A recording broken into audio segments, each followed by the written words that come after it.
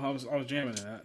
I forgot to turn on the light until just now. But anyway, we run a professional show around here. Welcome to whatever we do here on Mondays. I thought you were just going for a dark look there. I thought that was just your aesthetic. No, aesthetic, yeah. I bet. I'm feeling pretty aesthetic right now. Mm-hmm. But the situation is that we are here to talk about things from the past. As you can see, the title right here is Be the American the Japanese Think You Are. That's right. We're talking about retro gaming today. We're going to have a good time talking about that. Your head snapped around like that might not have been what we were supposed to talk about. I told you to talk about the Sega Genesis. Okay. Is that not retro gaming? Yeah, sure. We'll just go with it. Is it coming back? Did you fall for the AI video of it coming back? If only it would, Cider. If only they would come back. I don't think we want the Sega company to put out a game console in the current state that it's in. No. It's been a rough 30 years, Cider. That's 30, exactly. Yeah. Yes. You started realizing there's been a few decades since Sega was in its prominence, and the people who run Sega now are not the Sega of the 90s. They're just not the same people. It's like when you watch a pro wrestling show from 30 years ago, you realize, oh, these people are not in charge today, and things are way, way worse. Yeah, exactly. It's a different world out there. Things are changing pretty fast, and honestly, the death of the modern gaming machine, not like the actual device, but like the machine, the industry itself, is the best thing that could be happening in 2026 right now with all the crazy stuff we've had happen already. The end of the Western gaming assembly line, I guess, is finally coming to an end. So it's still going to take probably another 2 years to see it finally break up and dissolve away, but we're seeing now like the Titanic crashing against the iceberg. These 10-year projects that are coming out and lasting 2 weeks, you know? Yeah. Or, you can just be one of those people still waiting for GTA 6 to come out and not realizing it's never going to come out. You need to move on with your life now. I have to ask, right? Well, it's just one of those things like, what do you expect out of it? At this point, I mean, it's been 10 years we've been waiting for this, more than that. And we've been, our expectations are through the roof for what this game could possibly do, and even Rockstar's expectations are apparently through the roof as well. So there's always that to look forward to. Yeah, there's definitely a theme of temper your expectations when it comes to essentially anything revolving modern games at this point. All I know about modern games is that they're getting more and more expensive, but they're not actually giving you games, which is a weird concept of how exactly that works, right? Does anyone else find that to be just a little bit odd, that this is how gaming works now in 2024? Like, no one else thinks? It's all price-based. You got to have the right money to do it. And, again, that's part of the influence from China as well, because of their mobile games. The mobile game economy thrives on selling you stupid, useless crap, and that came out of China. And guess what? Microtransactions became the standard. So we did allude to this a little bit. I think it was last week, because we were talking about Blockbuster and Game Crazy and whatnot.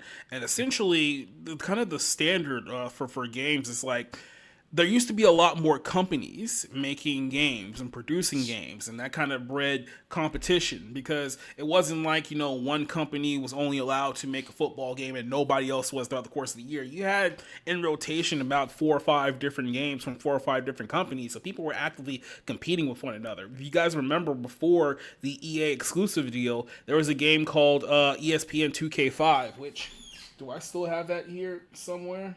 Yeah, actually I do. Give me just one quick second. I'll even show you guys. Right here. Here it comes. Here it comes. It's going to come over here, and we're going to see this piece of ancient history. Yeah, this is ESPN 2K5. This was labeled the Madden Killer in 2004 when this video game came out. This game was made specifically to be a competition for Madden games. ESPN produced this with a few other companies here, and they purposely set the price of this game to $20 back in 2004. $20, and to this day, 22 years later, this is still considered one of, if not the greatest football game ever crafted. Now, can I ask, was there a slam ball game? Unfortunately, they did not get that far in the development of Slam Ball to make its own video game. But there is an arena football game if you do love bullshit sports. So there you go. But again, what he's trying to express is that nowadays you really don't have those competitors at all. Madden is the pinnacle of sports, and it's the who does the base. Wow, basketball. My gosh, I'll spit it out. Right. 2K. That's it. They're not. It's not like John Madden involved with that one either. Or? No. Like I said, basically EA got the exclusive rights to sports. What is it? Football essentially, and then 2K is all the exclusive rights to basketball. Major League Baseball, I forget the exact company that they're under, but basically all you get now from them is the show. And I know that's kind of like in just the realm of sports games, but even in the bigger development of video games in general, it's pretty much the same idea here. And another thing is because these games have gotten so big and so expansive that it takes a lot longer to actually produce these games than they did 30 years ago. It wasn't like, 30 years ago, it was like, okay, we need this game ready in 3 months. Stop speaking to your children. Get out there and make sure you get this game out on this deadline and whatnot. It's like, that's what they did. And you don't have that anymore. Now it's like, okay, we'll work on a new game in about 7 to 8 years, and then you'll probably see it. And who knows if it's any good.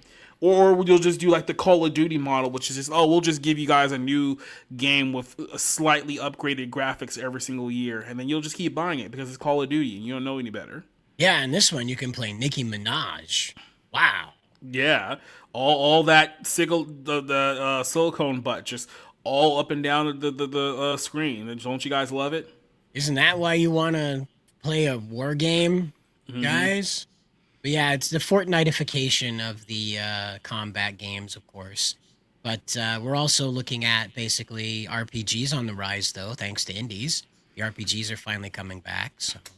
Yeah, it feels like it's been a little while since that occurred. But yeah, we're slowly bringing that back. So I guess that's also a positive thing. But we're here today particularly to talk about what used to be a top tier competitor in the video game market that in the turn of the millennium just died and withered away, and that is Sega. The Soulja Boy. Oh, sorry. Oh, no. That one got screwed by Nintendo because Nintendo was like, yeah, we're not allowing you to do this. Please stop, or we will send guards with guns. Yeah, Soulja Boy. But yeah, the Dreamcast. Yep. So yeah, so we'll get to the Dreamcast here, but let's kind of build this up. I want to go all the way back to the 1980s. So we did an episode on this a while ago. Some of you guys may remember this. You guys remember an old Nickelodeon show from the 1980s? Now, some of you guys are like, wait a minute, they had Nickelodeon in the 1980s? Yeah, they did. The network got started in the 1980s. They really didn't know what they were doing at that point, because I mean, this is way before the days of Dan Schneider molesting people with all his cohorts and stuff like that. It wasn't trying to make pop princesses or Nicktoons. They were just like, oh, we got a network, we have a studio, what are we going to do for content? And they were like, oh, here's a show called Total Panic. What's the show going to be about? We'll just talk about things and stuff. And we'll figure it out along the way. It took Nickelodeon a few years to really become the network that you all know and love. But in 1989, there was a introduction to a brand new gaming console. So I want you guys to go all the way back mentally to almost 40 years ago and pretend like the Sega Genesis is coming out for the very first time. This is quite literally how they sold that console at that time period. So let's jump ahead here.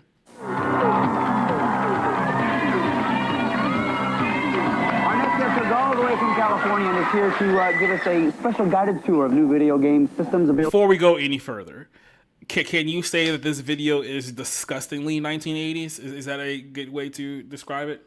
Yeah, or like 1992. Like it has like a specific energy to it with that Memphis design color scheme. There's a little bit of like a Saved by the Bell vibe going on here, but that's also the same year that came out, was 1989 as well. So I mean, it's probably around the same time period. Peak 80s. The hair. 89 was also when I came out, so there you go. There you go. I had been around for about a year at that point, so there you go. A little different. This fall. He is also the editor of Video Games and Computer Entertainment. Please give a nice warm welcome to Mr. Andy Eddy. Right back here. Hey, welcome. Hey, Nice to see you. Why do your pants look so full? Can you tell us a little bit about the magazine, video games, and computer entertainment? This video games and computer entertainment, it's been out about a year, and it's by game players for game players on computers and video game systems. Remember when people used to read the newest magazines? And the best of Remember what's when available magazines for had rad game players covers in, like a United Nintendo States. Power Glove grasping lightning? It's a lot of fun. I mean, Keep in mind, this is about a good few glamorous years as before far as everything being able became to play all the new game extreme. systems like you're going to see here today. And we have people all He's around like the country wearing who some write about the game. boardwalk They're very knowledgeable airbrush people. Some of painted them create t-shirt games, as so they know well. the inside tips on the game systems.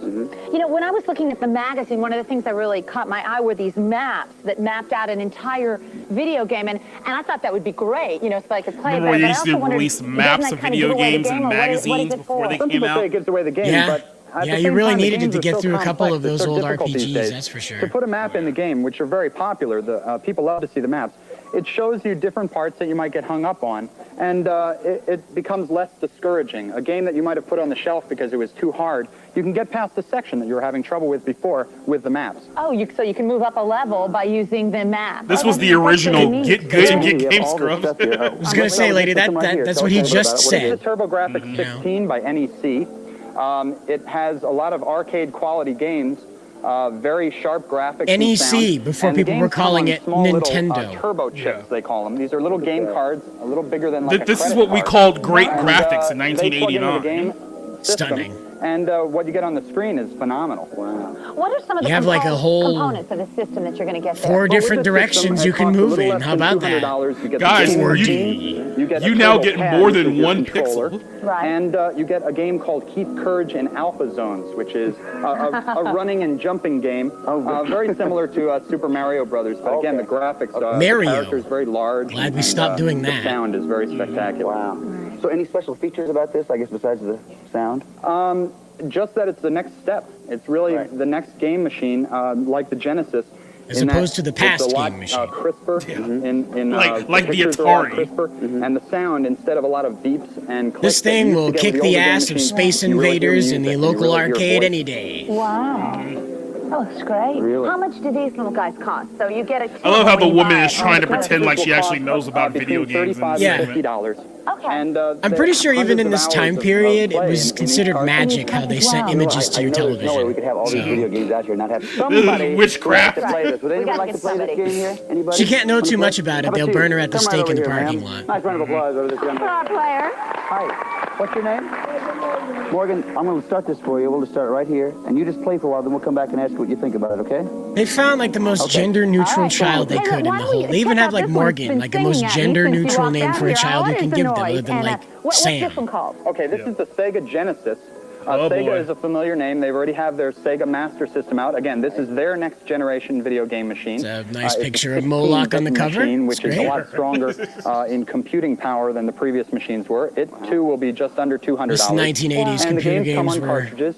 only for Similar real to a gamers. Nintendo Yeah, or the Sega yeah. Master System. If you wanted high blood it allows pressure, you you'd to pick up play, a controller, again, that's for arcade sure. quality games in your home. Special components that you would get with this? With the Genesis, you get the Genesis game controller pad. Right. And Altered Beast, a familiar arcade game that has been translated to the Genesis in high quality. We played that one. That's wild, isn't it? What I was wondering, what are the features of this system? What kind of things will it do? Well, again, similar to the TurboGrafx. well, it'll it's a help next repel generation women, machine that's for In sure. that the graphics are impeccable, almost like a painting, and just like what you'd see in the arcade in your home. And the sound, it contains a lot of digitized sounds where they take an actual voice and record it and turn it into a computer program. So you hear actual voices on the screen telling you to run this way. Sacrifice or your grab a children power-up, to or you're Moloch. safe at home base or something like that. Now, I was wondering, I read Again, somewhere this that you're was able to hook high this def one up to graphics somebody in else's, so you 1989. could get a couple of people. Absolutely. How does that You work? could hear Right, there'll be a voices. telegenesis modem. A modem is And a they were connection between supposed two to. computers over a telephone, and you'll be able to play across town, They or weren't across the the ones in country, your across head. the world So, like, with right another now, player. They weren't the ones in your head that at after the home, fourth and then time we you can call each failed other on the that phone and level. both play at the same By all time. means, you play baseball from across town. That'd be Now, you wild. told us before, but how much is it the cost for this again? Falling under down $200, today and would be again, the about like cartridges will be losing a similarly priced, Fortnite about round. $30, That's what falling down would Now, be are about these- today. Yeah, I just want to circle back here to the price of the video game system in Oh, yeah. 1989. You play baseball from across town. That'd be Now, you wild. told us before, but how much is it the cost for this again? Just under $200, and again, the cartridges will be similarly priced, about $30, $40. Great. Now, are Space these heater. cartridges compatible with the 8-bit system? Isn't that that was the pre? The thingy goes in the thingy for this much? Yeah. Okay. There will be an adapter called the power-based converter, which you can plug into your Genesis, which will allow you to play Sega Master System games on your Genesis. Again, there won't be any improvement in quality, but all those games that you've got saved up in the library, you can use them on the Genesis. You can use them on this, but you can't take the cartridges that are built for this and put them on the old one. Unfortunately not. It's a different machine. I see. All right. Great. That's right, Deborah. It's not a die-hard car battery. You got it. Anybody want to play this one over here? Two different machines, you dumb broad. Hands up there. How about this guy right here in the front? Okay. Yeah. Okay. Come up here, buddy. How about this child who was pre-selected and in Turn position? around right here. Let's What is pick your the name? game was already Michael, sitting you on the trying to steps play waiting this for his us and then cue. give us kind of your review at the end? Okay. All right. Here we go. Can you get started and everything right there? Okay. He's got that going. Senator John Now, Thune. This is the one I love. This Yeah, little around guy, what is around it? 189, I think is what she Nintendo said. Game Boy. 189. The name Nintendo is no... Now, we're not talking about the Game Boy here because no one actually gives a shit about Game Boy. But that was just kind of an introduction to the world of the Sega Genesis there. So, a few years later, they came out with something that in a lot of ways was way earlier of its time. And it's almost been about 30 years since things came out. Cider, have you ever heard of a thing called the Sega Channel? I've heard tell of it. Sort of like Atlantis. Yeah. Yes. So it was a thing that existed once upon a time. Good night, everybody. No. So actually, it was a pay-for-play service back in the 1990s where.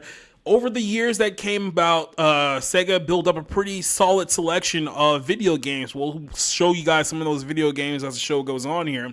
And they were like, you know what? We got this impressive collection of video games because people were just going crazy making games for this system. Why don't we put them all on a service that people could, through your cable provider, which I had Cox at the time, not sure how it was for other people, maybe Comcast, whatever the case may be.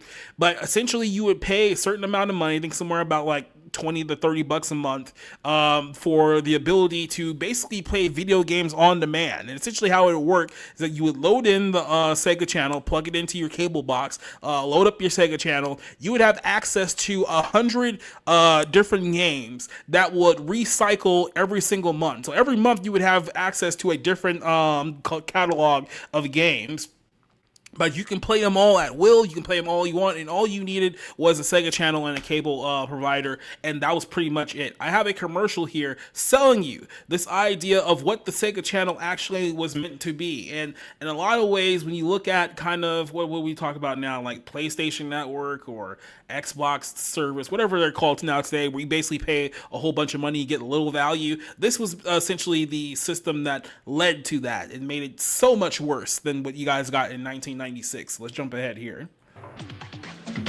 Wow! Welcome to the newest thing on television, Sega Channel. It's available now, and your cable company has it. It's the first interactive network providing video games on demand 24 hours a day. With Sega Channel, you play what you want, when you want, or... I will say this, just to answer, I think it was Snape's comment here. I had Sega Channel for roughly about 3 to 4 months, somewhere in the mid-90s. And then we lost it because we didn't want to pay for it at the time. And then, you know, I was told, oh, we'll get it back later. And we never got it back. It was basically died on the vine there in the 1990s. But it was a thing for those who were old enough to remember it and played it in a short period that it existed. as long as you want for one low monthly price. Hi, I'm Eric Hastings, here to show you how to stop just watching TV and start playing it on Sega Channel. Now, you've heard about interactive TV before. Well, this is the real thing. Sega Channel gives you video games on demand, up to 50 different games a month. You'll be playing great games, all right at your fingertips. There's no way I could play all these games if it wasn't for Sega Channel. Witchcraft. I think it's very economical, and it keeps my kids at home. There are more games than Or I've AI. ever seen on Sega Channel. Test drives. You'll be playing video games that have just been released or soon to be released. These games are so new, it's like looking into the future. I like test drives because I can check out hot new games. Talk about value. You'll be playing up to Do they 50 like different video pre-record games somebody a month else's for one gameplay and then low say, no, monthly kids, price. you're And with definitely Sega controlling Channel, this. You'll have about 20 No, they just gave you video early games access right at to your video fingertips. games. Yeah, but Very how? economical. especially with Are you asking how it worked in 1996? My brother for Sega Channel. Yeah, like they just do the With TV. Sega Channel, Yeah. right in your own home. I don't. Parents, you can order Sega Channel. What? So again, essentially how it worked is that you would plug in your Sega Channel adapter, which you plugged into your Genesis system. The adapter will be plugged into where you would normally plug in like your cable cord. You plug it directly in there, it loads the Sega Channel, then it gives you a menu of a whole bunch of games that are available through Sega Channel that you can just play online. So you can play anything from Sonic to Streets of Rage to Comic Zones, whatever the case may be. You can play the full game while you were there. Cable. How is it sending a signal? Back then. It was 1996 and it was done through cable. So if you're asking me specifics how the technology worked in 1996, I will tell you I was 8 and I don't know. I'm just telling you how the thing worked. That's crazy. But it feels like, like I said, I think who was just mentioning here, was it Secure or was it Beautiful? One of you guys just mentioned here that it was basically an early version of the PSN. And it was like, yeah, basically it was. Like it was essentially the PSN roughly 20 years before the PSN became a thing. And yeah, it goes on to show you in the commercial here. Yeah. And we'll show you a couple things of how that whole thing worked too. Anytime by simply calling the number at the bottom of your screen. Would know. Oh, but right now we are going to take you to video game paradise. Oh, yeah. This is the ultimate Sega exhibit here Oh at my Epcot God, Phil Inventions Lamar. in Orlando, Florida. Hi, I'm Phil Moore. Imagine living here. You guys remember Phil Moore? He was basically involved in Nickelodeon basically in the early to mid 90s. He was on the host of Nick Arcade and a few other shows. Different video games per month for one low monthly price. That's about $2,500 worth of video games. You know how many lawns you got them all to get that? A whole bunch. But no, you get them 24 hours a day with Sega Channel. Value, variety, convenience. Sega Channel is where it's at. Hey, stop just watching TV. Start playing it. Sega Channel. I've always got something to do with my friends now that I've got Sega Channel. Sega Channel is something we can do with the kids. I mean, it really does bring the family together. We're not going to explain how it value, works. variety, and convenience of Sega Channel. You tell me how this witchcraft is made. Sega Channel's parental lockout There was feature. no mom The in video the game 80s rating dressed like system that. is None. simple and easy Well, to this was understand. Just 5 game so- categories. Oh, in the 90s. The ones that I want my there was kids no to mom play, dressed like I that just lock either. them out. I'm I pretty want sure Tina control Fey over was what dressed my like kids that are at some playing. point. And with Sega Channel, I have it. And I know where they are. Setting up to play is easy What are you with gonna do Sega with it, Channel. lady? Here's how it works. Take the Sega Channel adapter from your cable company and plug it into You Mm-hmm. the see, Cider, she's going to explain to you how this whole sorcery actually worked in 1996. So pay attention. Setting up to play is easy with Sega Channel. Here's how it works. Take the Sega Channel adapter from your cable company and plug it into the Sega Genesis. Turn on the Sega Genesis and the TV. Okay. Up comes Do we need the to Sega breathe while Channel we're doing this screen. too? And then you get a menu of the game category. Pick your category. Pick your game. That's literally how it worked too. It downloads, Oh. and bingo. You got it. Wait a minute. You were Just in case you've got downloading any games questions, you can call in up full 1996 instructions for every game on Using Sega cable Channel. technology. Now I'm ready to play what I want, when I want, for as long as I want. All right, and there's even more features that can make anyone a great gamer. One of the neatest things about Sega Channel is the game help screen. There's one for each game. You get game descriptions, controller functions, playing the game, the different levels, ooh, my favorite, hints and tips, or you can browse the help files. Oh, shit. Come here, come here. This Here's was a like little secret broadband about before Sega broadband. Channel. Yeah, Brock was yeah. just explaining it to me. This is broadband before broadband. Video You were news, literally special using contest. Oh, you the gotta TV do just cable one thing. to download a video Call game your cable into the company. I'm not gonna bring thing. it to you like the pizza It guy. is basically It costs broadband $1 without or obviously something the against Sega online Channel. capabilities of playing Yes, other people, value, from other variety, places. and convenience, and most of all, it's available now. Sega Channel, the first interactive network offering video games on demand 24 hours a day. Now you can play up to 50 different games a month, 24 hours a day, 7 days a week, 365 days a year for one low monthly price. Parents, we've made it so easy. All you have to do is call call the number on the Really? bottom of your They did. screen to order Sega Channel because it really is time to stop just watching Remember when TV just and start spilling playing. things was considered cool? Just spill shit. Today's the day you All that stop trendy. just watching TV and start playing it. Welcome to Sega Channel. The only channel where you actually Yeah, it kinda play looked like video that, yeah. games. Sega Channel pumps 24 Like the hours of download speed must have been brain-blistering, crazy thumb-twitching too, because you're Sega going action through a into your television home. cable. There's no information there Sega to Channel. compute. This isn't cable And there was TV. no like Watch lagging TV during like the play. game. It wasn't Your like you're playing like a Genesis is hooked up PS1 to game or about 50 something like games a that. month. The Yeah. hottest Well, games to be like honest, Sonic it's and on your Sonic, system. It came right into the Sega a adapter. special version of Super Street Fighter 2 and more. You get tips on secret moves and hidden That's levels, crazy. and only Sega Channel lets you test Yeah, Leave it to we the had this Japanese. we had this technology in Play what you 1996. want, Sorry. when you want, for as long as you want for one monthly fee. Sega Channel. Stop just watching TV. Then they realized they weren't making enough money. This might have been what actually sunk the company. Well, Alpha Omega says Sega's on death's door, especially after it was discovered they were the ones who hired that Katrina idiot, that lady that's been doing the bad actions. Yeah, like I say, we're trying to talk about a happier time in the life of Sega, not whatever the hell it's become in modern day time. Hold on, the link might be broken. Let me just cycle this again. Come on, damn it.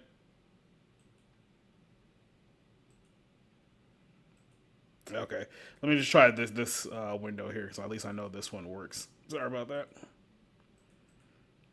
There we go. This is better.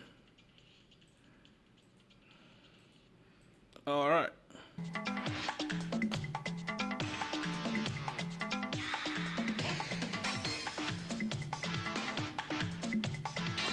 Just jerking things around. It's cool, because it kind of gives you epilepsy. Yeah. Stop just watching TV and start playing Sega Channel. Yeah, Cider. Why aren't you playing Sega Channel?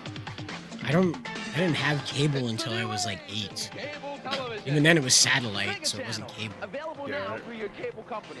It's the first interactive cable network offering video games on demand 24 hours a day. It's like he just left the game show he was on and walked over here to film this. Didn't even change his shirt. He walked really rough from the set of Nick Arcade. Yeah. He might be from the Nick Arcade. If you want value, variety, and convenience, hey, Shaky Sega Channel, cam. Yeah, exactly. With Sega Channel, you get about $2,500 worth of games right in the palm of your hand. Take out the garbage. Yeah, Sony had some kind of dial-up thing. You could make phone calls with your PlayStation in Japan. I don't know why you'd want to. It's a lot of fun at a great price, and my kids are in a safe place. You've heard about interactive TV before? Well, this is the real thing. Travel the information superhighway instead of just hearing about it. When you stop watching TV and start playing it on Sega Channel, Yeah, this is you'll get painfully 50 different 90s, games a yeah. month. You'll be I playing can great feel it. games like Primal Rage from Time Warner Interactive, FIFA Soccer 95, Primal Rage. Program These are like 3 YouTube from Electronic games. Arts, and Comic Zone from Sega. All The right games at that your people only fingertips. see on YouTube Sega nowadays. Channel, Sega Channel, Sega Well, no, Channel. YouTube has like a whole gaming section you can play games on, and they're More like convenient than this. With pretty Sega basic. Channel, you're right there They're in not your that own challenging, home, you know? and it's a real value. Sega Channel gives you about $2,500 worth of different video games each month for one low monthly price. And parents, hello. Yeah, it's an You're expensive calling your paperweight shots here. You can now, order Sega but Channel you know, anytime you by do get that choosing all the opportunity to go numbers back in on the time with a screen. DeLorean. And You're gonna be a you can popular control guy. Exactly what your kids watch. Here's how. What really sold me on Sega Channel is the parental lockout system. I want to be sure my kids are playing only the games I approve. What are we having a problem with right now? Oh yeah, we have to censor the internet because kids are coming in contact with things that are bad for them. Oh no. Value, variety, and convenience are important. But also knowing where my kids are and spending more time with them is another wonderful aspect of having Sega Channel. Come Remember on. when girls can be tomboys without being considered trans? Remember those good days? Yeah, it was a good time. It was a good time. We should go back. Mom. Parental lockout is an excellent feature. If there's a game that I don't think is appropriate for my kids, I program it out. It's as simple as that. If there's a particular To be fair, I mean, it wasn't like there were that many like adult only games in the era of like the Genesis. You know what I mean? Like I get it now because of like the updated graphics and got things like Call of Duty and more adult themed games. It wasn't actually that much stuff. You might be surprised what there was a hubbub about. This is the era when they were very particular about what kids were coming in contact with. So, you know, I forget, like, there was also, if you guys recall, the original Mortal Kombat game caused a big kerfuffle about violence and things of that nature. Princess Daphne from Space Ace, from Dragon's Lair, is probably something you gotta lock out. Let me see if I can find a picture of her. Yeah, there we go. This is actually from the game itself. I'll share the screen eventually, I promise.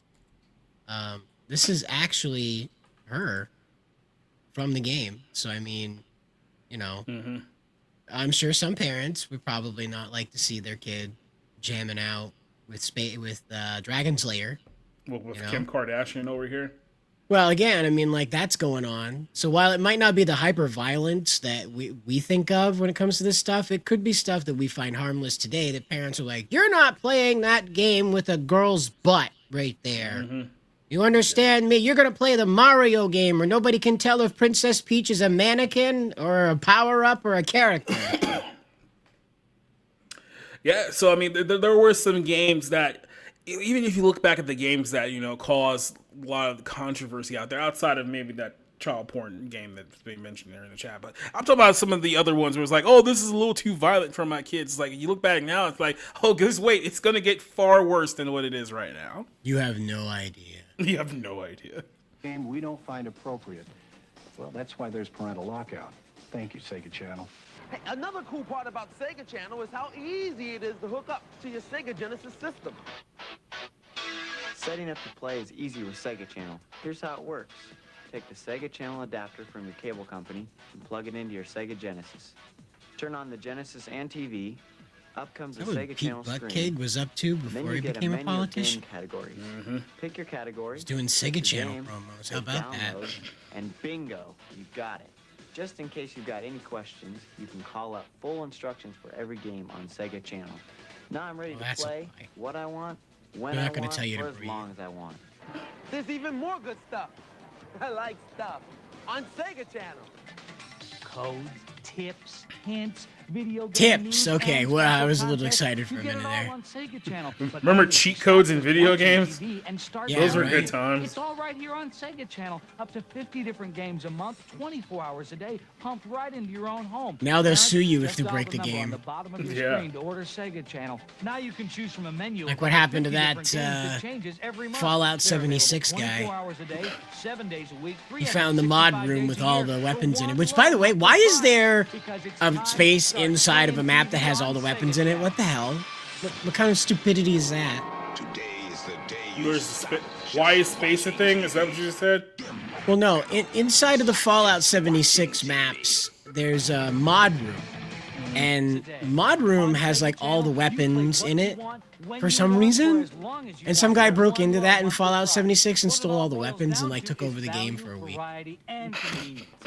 Convenient because the games are downloaded. It's like one of those dumb things that shouldn't happen, yet it did. Why the hell are you putting all the weapons in one place to begin with? Why is there a mod room? What the hell do you need a mod room for? What do the mods need to hang out for? Why aren't they in voice chat? I mean, this is Fallout 76, not Sonic 01. Monthly price, major bargain. I think it's a family type thing as well as a kids thing. I can beat anyone on Sega Channel. Except my mom. Except for Barack Obama. When I got Sega Channel, I found out how cool my You find out that Barack's like the best Sega Channel player ever. Like that was his thing. Tim Wall said Crazy Taxi. Barack had Sega Channel. Since we got Sega Channel, my kids tell me I've chilled out. Michelle, get in here. I beat Sonic. Ever since we got Sega Channel, my kids don't even talk to me anymore. Secret codes and game tips. It's okay. I don't like them anyway. I don't mind staying home. My mom always tries to beat me at Sega Channel. They're Knuckles fans. This house is Sonic fan house. Have it any way. Parents were never good at video games. My mom tried to play Sonic the Hedgehog 2 way back in the day. She couldn't make it out of the chemical plant. For those of you guys who don't know, Sonic 2, that was literally the second level. Yeah. What you want, when you want, for as long as you want. I mean, it's just like In all fairness, like the most advanced entertainment device the majority of them had ever handled as young people was the arcade game at the gas station, you know? And that had just a couple buttons and joystick on it. So, I mean, you hand them like the NASA space shuttle command console with, you know, a Genesis controller and expect them to figure out what to do with it. My mom got really good at the Yoshi Tetris game, Yoshi's Island Tetris game, I guess. The egg matching one. Just couldn't figure out any of the rest of the games, though. Completely lost. But that was like on the NES. That was like the original. One of the neat things about Sega Channel is the game help screen. There's one for each game. What happened to normal-looking kids? Controller functions, That just feels like One of the things I've been remarking on since I was a teenager is why don't kids look like kids anymore? Like, that really bothered me, you know? Even when I was younger, I was like, how come we all look like little adults? I don't like this. Games on demand 24 hours a day. Now you can play up to 50 different games a month, 7 days a week, 24 hours a day, 365 days a year for one low monthly price. Parents. Well, ultimately what happened here is that this thing only lasted about 3.5 years. It launched in 1994 and was basically dead by 1998. And, I mean, in its inception, it started off pretty well. Essentially, the way that it worked is that you had to pay a $25 installation fee in order to get, you know, the thing hooked up to your cable system. And then after that, you paid roughly $15 a month. And then you had access to all the games that the Sega Channel allowed you to have access to. Yeah, that's also something that has not, you know, helped us at all whatsoever. But let's go ahead and talk about a few, go back in time and talk about some of our favorite Sega Genesis games of all time, or let's call it OTEM. And you can't really start a conversation about Sega in any way, shape, or form without mentioning the OG of the Sega platform, which is, we all know, Sonic the Hedgehog. So... Sega! That sound ruined so many people's lives as a kid. Just that opening Sega line.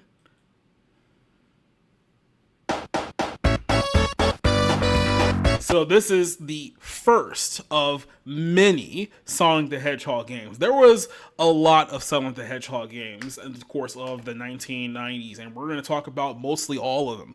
And quick little note here, is anyone old enough to remember the original Sega 1 cartridge? Some of them even had the not for resale on the cartridge. Any of the guys have those? I'm pretty sure you can still find those on like eBay somewhere out there, but that's just going about how far back this whole system was. I believe this original game came out in 1991, so it's been how long now? About 35 years. 35 years. Yeah. This is what started.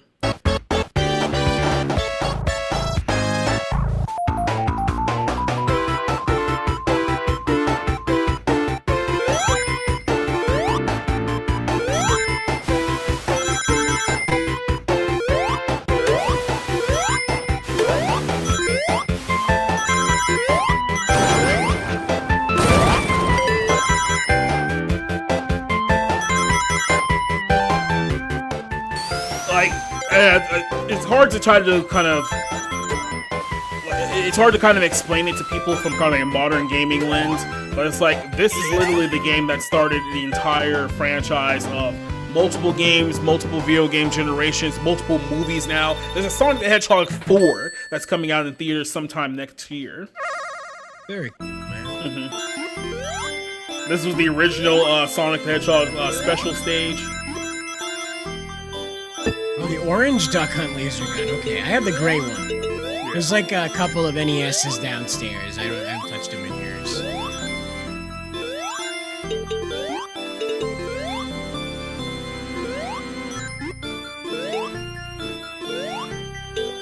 Like, how did you not barf your guts out playing this? Oh my gosh. It's like, oh my god, I'm gonna throw up. Yeah, it really... I don't know. It's probably because I'm stoned, but like the spatial shifting is just hurly twirling my stomach. Now, We got a lot of games to unpack here, so we won't play all of it here. But like I said, you guys have seen these games before, certainly. Let's go on to the next Sonic game. And then I got a couple of interesting stories about some of the other ones that we'll talk about here. Now, this is just in the Sonic line. We got so many other ones to talk about here, but this is Sonic the Hedgehog number 2. Now, there's a little bit of confusion here about the difference between this particular game and a game that we'll talk about just kind of justly on the Sega CD called Sonic the Hedgehog CD, is that essentially even though this was technically Sonic the Hedgehog 2, Sonic CD was actually the direct predecessor to the first Sonic game, even though it looks like very much like the first one, but essentially it was on a completely different platform at the time period, and they wanted to keep things streamlined to the Genesis. So if you look at the Sonic CD, which I'll give you guys a quick little clip of here in just a little bit, it looks more like a faithful adaptation of the first game than this one does, but like I said, they were basically moving things forward with the line of Sega Genesis games. So there's Sonic the Hedgehog 2.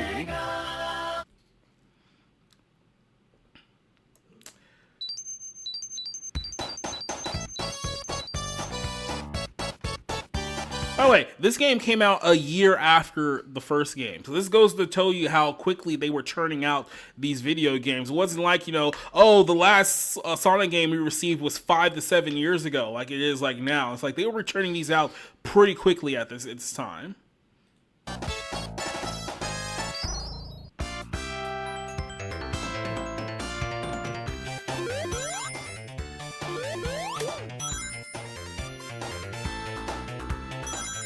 Now, Cider, what was your, I guess, old school experience with the Genesis or Sonic in general? Old school? I watched a guy play it at his house. I never owned one of these. I was a Nintendo kid. I didn't hate Sonic. My family didn't see the sense in having more than one game system at a time. And I couldn't disagree. I mean, so. Yeah, the way it worked for me is that I had the Sega Genesis and my sister had the Super Nintendo, so I would occasionally play both. But yeah, I was way more favorable to Sega than I was for Nintendo. Yeah, Sega had more attitude to it, and that mattered in the 90s. Yeah. Whereas Nintendo, as usual, still today wants to play it safe. I mean, many people can't even really Michael grasp. Jackson on it too. Yeah, right. Many people really can't even grasp how, in the 1990s, the Sega versus Nintendo war was basically the modern equivalent of what you see with Microsoft and Sony to this day, even though it seems like Microsoft's completely fallen off of a cliff for the most part. But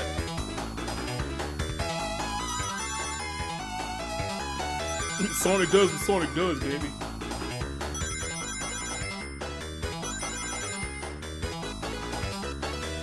So the guys who don't know the context of this game, essentially you're playing with Sonic. In the later versions, you have other characters you can play with, Knuckles and Tails and things of that nature.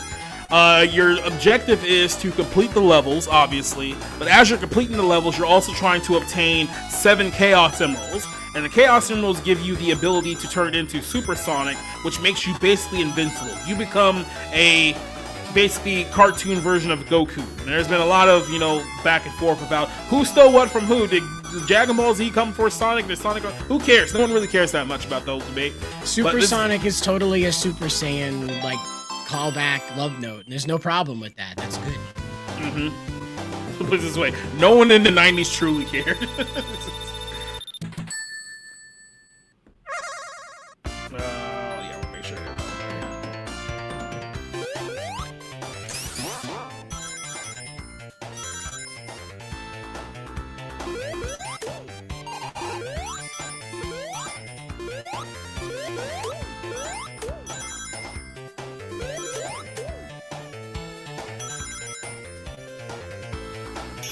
Basically every single Sonic game to some iteration has had some kind of a form of a Green Hill Zone or an Emerald Zone at the beginning. You're going to get that with all of them. Now, I did mention I'll show you guys a quick little clip here of Sonic CD. This is not from the Genesis, but this is essentially the game that came out around the same time frame. Now, you can see this one looks a lot similar to the first Sonic game than the second one does.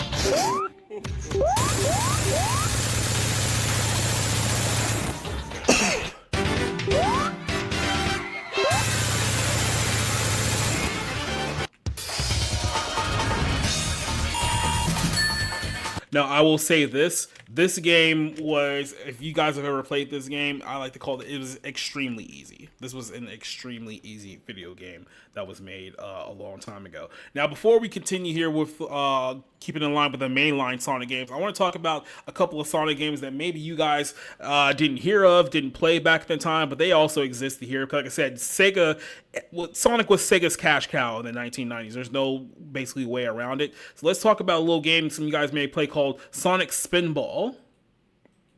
Oh, I remember this. Yeah, I'll have to pop it up here. I don't know why it freezes up under a new tab like that, but I'll just pop it up over here. Thanks, Sonic Spinball. Thanks, YouTube. Your broken Google back system.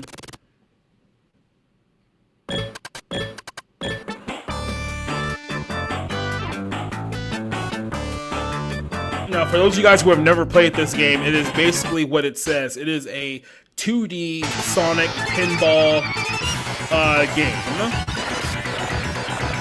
And I will say this, for those of you guys who haven't played this game, it is actually a lot more difficult than it looks.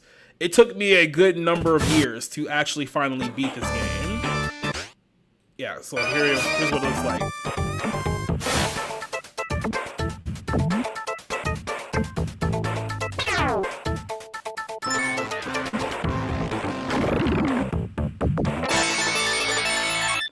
So in this game, you basically go around the entire map looking for, I don't know if they call it Chaos Emeralds or stones or whatever. But you get enough stones, you get to unlock the boss room, which is where you go to fight Robotnik.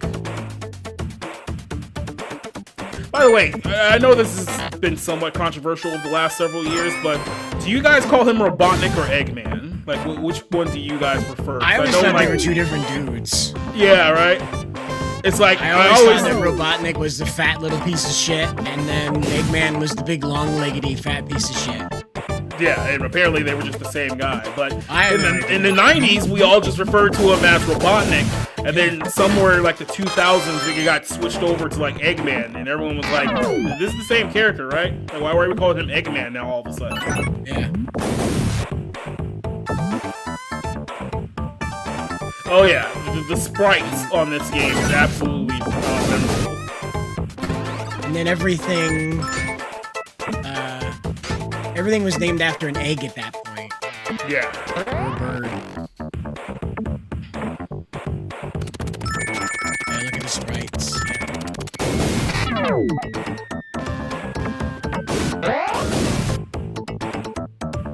Today you only see this kind of stuff in fan games. The bootleg version that JonTron found is still stuck in my head, where Simba hangs himself when he fails a trial in the level. Yeah, imagine a poor little 8-year-old playing that game, where it's like, Daddy, the lion just murdered itself.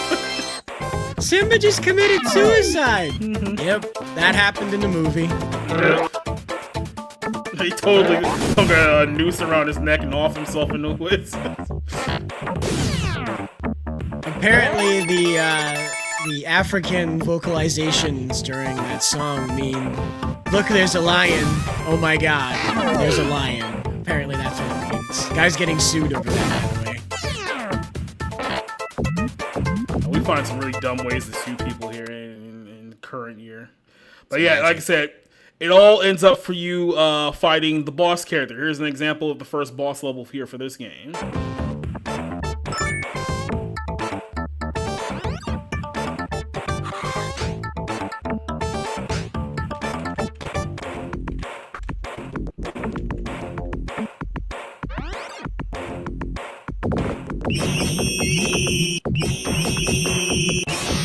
Apparently, this whole setup here was nightmare-inducing for some people.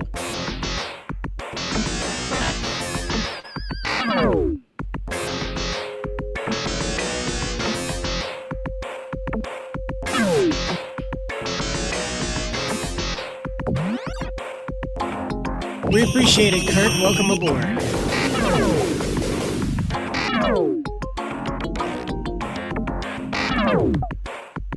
Yeah, they upgraded her. They gave her a job. She was an actress, and they're like, "You're really pretty." And she's like, "I know health stuff." I'm like, "No way, here's a job." I love it. So that's how you defeat the boss game in that particular game. Robeg Man. Yeah, and then here's a little ode here to the final boss of this level. Like I said, it took me so many years to actually go back here and beat this boss properly. And like I said, the game is a lot harder than it looks, especially this last level. You will find yourself dying a lot and very easily. Yeah, so this is how I found these games, through the Sonic Generations, not the game itself, but like it had I don't know what they called it on Xbox, but it was all the Sonic games they could get.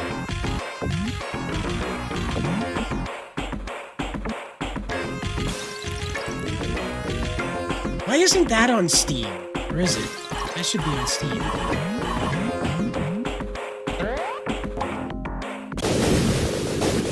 You win! See, this doesn't look like Robotnik. That looks like Eggman. Robotnik has the pointed head.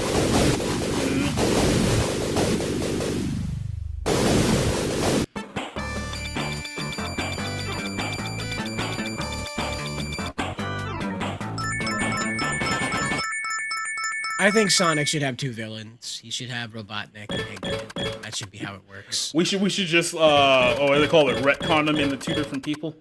That's what they did in the movie. Didn't they make like Robotnik and Eggman? Eggman was the grandpa, and Robotnik was the. Not exactly. I mean, they basically kind of made it. It's like, oh, he's just like say his grandpa. That's how they Gerald. Yep, so that's one of the off-brand Sonic the Hedgehog games that some of you guys remember here. There's another game called Sonic 3D Blast. Now, I think some regions it was called Flicky's Island. It wasn't called Sonic 3D Blast, which is weird to me because that's kind of how I always knew it as. Yeah. What the hell is a Flicky? You'll know with the little so like when you beat a Badnik, like one of the robot bosses on Sonic. When you beat a bad what? Do you don't know what a Badnik is? Am I allowed to say it? I think I might be too white to say that. Go for it. Tell me what your thought process of a Badnik is. A Badnik would be one of those robots that works for Robotnik that doesn't have a bunch of brainwashed animals inside of it. Oh, okay. No, I thought you were gonna say black people, but no, that's fine. Why would I say black people? No, just don't worry about it. don't worry about it. Don't worry about it. It's got nothing to do with anything. Don't worry about it. Stay innocent. It's fine. It's fine. But no, this is a game. I feel like the little kid riding around with like his older brother in the car, and we pass like a house on fire, and like, don't worry about it. Don't worry about it. Just look away. So this is a game called Sonic 3D Blast, and this is one of the few games in the Genesis era, because this is like the telltale end. So I believe, if I'm not mistaken, this was the final Genesis era final Sonic game. Genesis. Fight! But yeah, this is like the final one. So you can tell at this point that they're prepping for the Dreamcast. Like you can tell at this point the Dreamcast is coming, and that they're already trying to teeter with some of the settings here. And then you can tell you got this little game. Whoa, we can see Sonic from different angles. Whoa, this reminds me of Habbo Hotel for some reason. He's fully three-dimensional, guys. Somewhat, kind of, probably. In some frames. No, Sonic, he's 3D because that's what it says on the game. Whoa. It's nice of Robotnik to put those speeder-upper things there for Sonic. Very nice of him. Why did he make television steps that gave him an extra life? I want to give the Hedgehog a sporting chance. Oh no, it's special stage.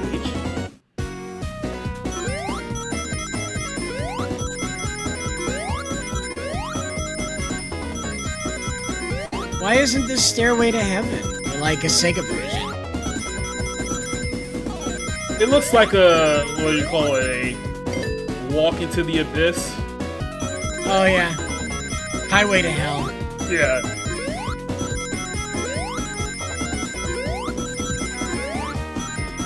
We're gonna, does it have a... Nope. Okay. There's a, it still keeps going. Okay. You gotta jump over the spike, Cider. It was somebody's job to make this, you know. This wasn't procedurally generated. Some poor sap missed their child's birthday because of this video game. Yep. And that's how you get Chaos Emeralds. Yeah, Sonic and Q*bert. Yeah, this is definitely got some Q*bert vibe to it. Yeah, so the little animals that attach to you after you beat a badnik, those are the Flickies. So in some areas it was called Flicky Island, but where I was from, they just called it Sonic 3D Blast. They didn't try to make it that much difficult. So then you have to find all the Flickies, and then you have to jump through like this ring, like Shaquille O'Neal, just to get access to the next area. Shaq jumped through a hoop? Yes. That's crazy. Where'd they find one big enough? Ugh. And then, of course, in the game you have different bosses here too. I primarily like the what is it called? The boss music for this one here. First of all, this song is great. It's from what is it? The Rustic Ruins. Is that the name of this? The Rusty Ruins. Yeah. This song's actually really good. And I will say this, you like, you could cruise town in this. Oh yeah, like for a video system, a gaming system that didn't have really the audio technologies that we have today as far as music goes, you could find a lot of great music from the Sega Genesis era. Oh yeah. Some of it was made by Michael Jackson. Mm-hmm. Oh, we'll get to that here in just a second, because that's next.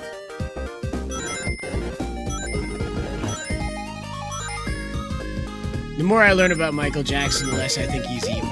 But then there was that Nazi collection thing, and I'm like... Yeah, I mean, you know, maybe he wasn't as evil as some of the other people, but he wasn't exactly good either. So that's kind of how I view him. Yeah, it's a little weird. It's a little weird. It's like, for sure. Maybe he got set up by Sony. I'm not saying that didn't happen, but you know. Yeah, so here's another one I'm talking about here. This is one of the boss battles for this game. Rusty Ruins. Fight the belly button from hell.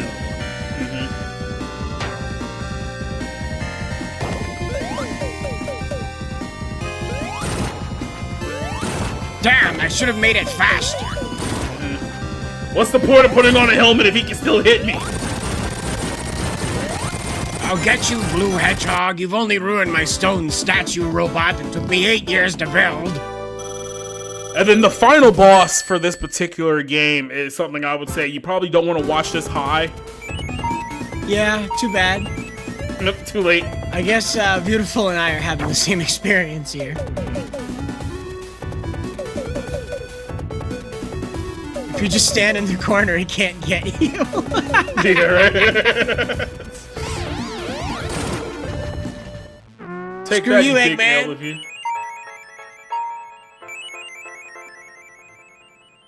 And the next guy.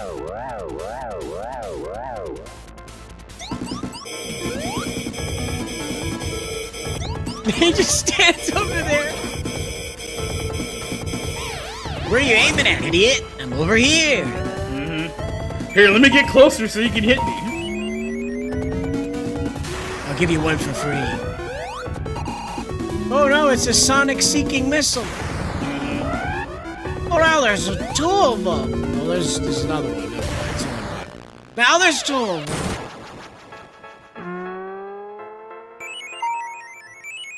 This is one of those levels that you have to get all the emeralds in order to access. And apparently I never did that as a kid, so I never knew this level even existed. Yeah, they tried. They tried a lot of different things with Sonic. I think there was Sonic Rumble, I think, is where they were playing. It was basically Mario Party for Sonic, I think.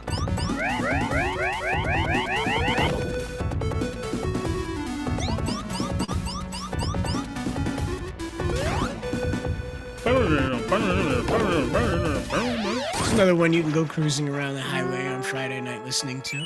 Yep. You can play this at a, you can play this at like an EDM nightclub. People won't notice. Just crank up the bass.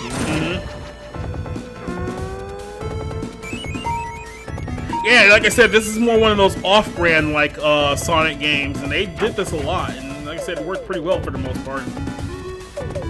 I like how the player just goes up into the corner here knowing exactly that those balls can't hit him over there. Oh no, they figured out the ball pattern.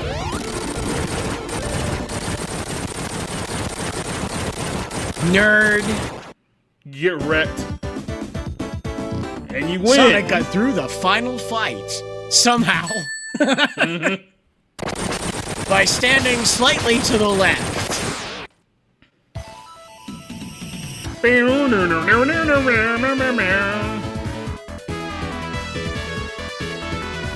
I'm jumping out of a mountain butthole. I saved all the birds. Now they can be my friends and steal stuff for me. Can you guys go kidnap Amy? I like how the designers didn't even try to animate the end sequence. It was like, okay, we're out of here. Give us some steal images and subtitles, baby. We're out of here. If you made it this far, you're flat on your back, gasping for breath, so you're not seeing the screen. Honey, I'm finally coming home. Yeah, so, oh wait, that's the wrong. Damn it. I thought I already had it pre-selected here. Let's try. So I do want to show you that joke from that about the Lion King. Yeah, go ahead. Too far away from it. This was funny to me. Dancing Gonya Magiti Baba. You were way off. Ingonyama. All right. You said, Papa. You made up some. You should see me when I do it in front of white people. Oh my God! Why you look? Oh my God! Hold on. Can you do that one more time? Do that again. What does it mean? It means, look, there's a lion. Oh my God! Wait. You're joking. Wait until he delivers it. That is not what that means. That's exactly what it means. That's what it means. Look, there's a lion. Oh my God! It's a look, there's a lion. Oh my God! It's a lion. He's apparently getting sued for that, by the way. Because Disney was like, you will not besmirch the name of the Lion King. Only we can do that. You can't show him the secret sauce. Mm-hmm. So this is what I would consider to be the greatest Sonic game ever crafted, ever. And that's saying a lot. It's a game that you guys know as Sonic 3. Some of you guys may know it combined as Sonic 3 and Knuckles. So interesting little story here. This is the game that people have now figured out years and years later. Oh, by the way, did you guys know Michael Jackson was involved in this? So let's play a little bit of it here. Yeah,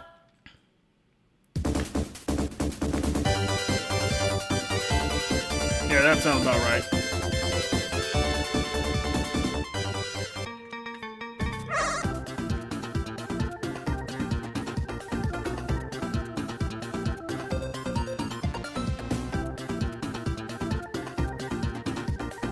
Wait a minute. Sonic looks different.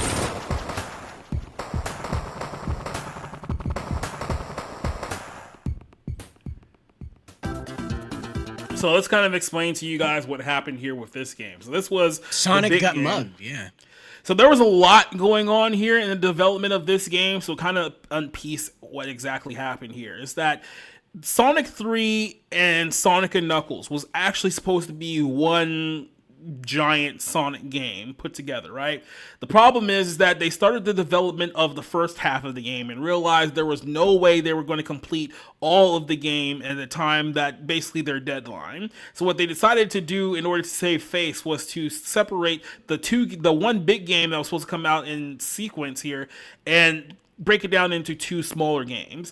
At the same time that was happening, they had a little guy called Michael Jackson. Maybe you heard of him. He turned out to be a pretty big fan of the Sonic the Hedgehog franchise. And when he was asked to come in and do some work for the video game, he was like, of course I will. So he helped produce some of the songs that were available on only the Sonic 3 version of this particular game. What happened was that as they started to do a little bit more production, apparently Jackson Jackson's team was unhappy with the sound quality that was only capable on a 16-bit video game, meaning that he wanted full-blown Michael Jackson production in a video game that did not have the ability to produce said production. Then you also had a little thing about him being alleged to have, slept with kids and stuff like that, and that was kind of a bad look. So it just got to a point where both sides decided to go its separate ways for the betterment of everything. But there were a few titles and a few tracks involved in this game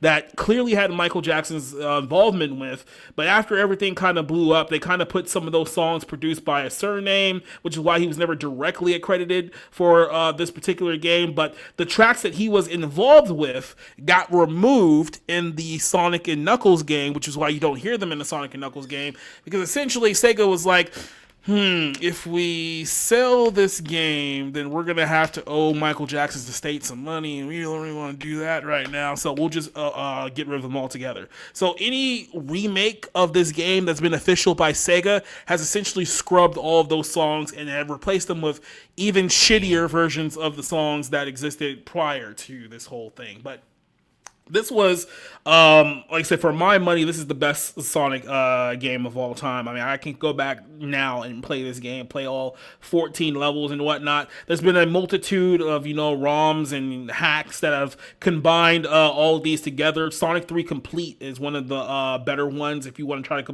combine all the best elements of all the Sonic games up to this point. There's even one called Sonic Delta, which cleverly combines the first 3 Sonic games into one congruent game, which means that you can basically play all 3 Sonic games back to back to back as if it's one big level here. Here's one of the themes that they had to remove from the game.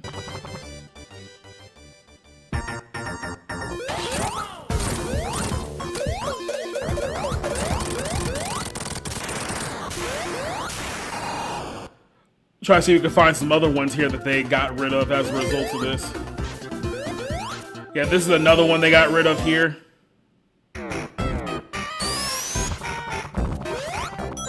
Like, if you listen closely, you can hear, like, certain hints of other Michael Jackson songs that came out during the 90s. Like, this one has a little bit of Jam and also a little bit of In the Closet, if you know Michael Jackson's, I guess, what do they call it, discography? It's not his voice, it's just kind of a sample of other songs that they were using. His beats, yeah. Yeah. Well, that kind of ruins it. Yeah, I don't want to hear the Supersonic theme song. So that was one of the things that they replaced here. This is another one. So this came from an unreleased track that got released a year later from the Jetsons called Hard Times. It's basically like, it's one of those songs that's like obnoxiously 1980s, but they used that in the soundtrack of this one, and this also got removed too. So this is another one that they used.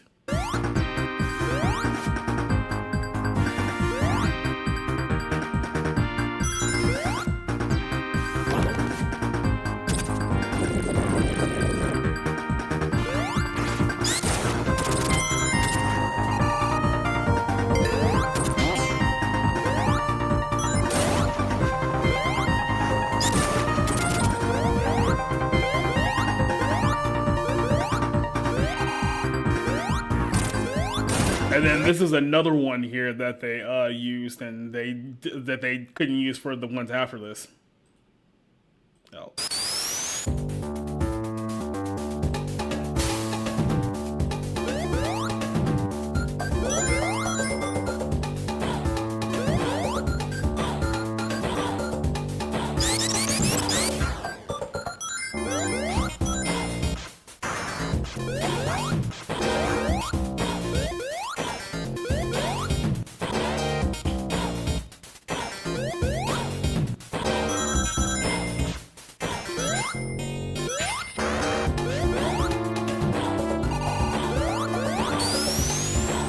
Later, Tails! Yeah. Fuck you, buddy. That's not how bears work.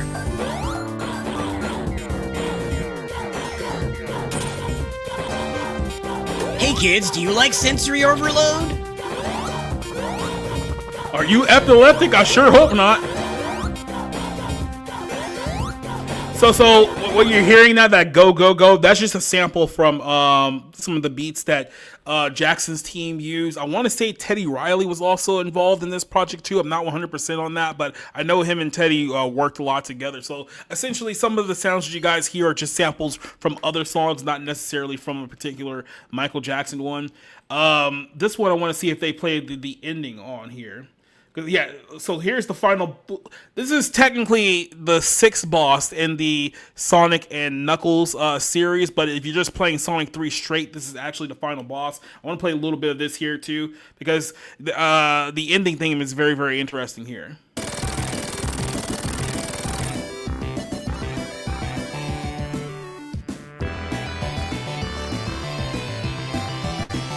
Now, in the full game, this was supposed to drop you to the first level of Sonic and Knuckles, which was, I believe, the Mushroom Hill Zone. But because of the time constraints, they just broke it into two separate games. Hey, hope my house isn't underneath that. Yeah, right. So I'll play this here for a second. So this song is... This song that you're hearing here is from a song that Michael Jackson did called Stranger in Moscow. And essentially, when they realized that this project wasn't going to move forward, Michael Jackson essentially took the beats that he was going to use for the Sonic game and used them to make his own song. So this one, he used to use Stranger in Moscow, which obviously, if you listen to the same thing, they sound very similar.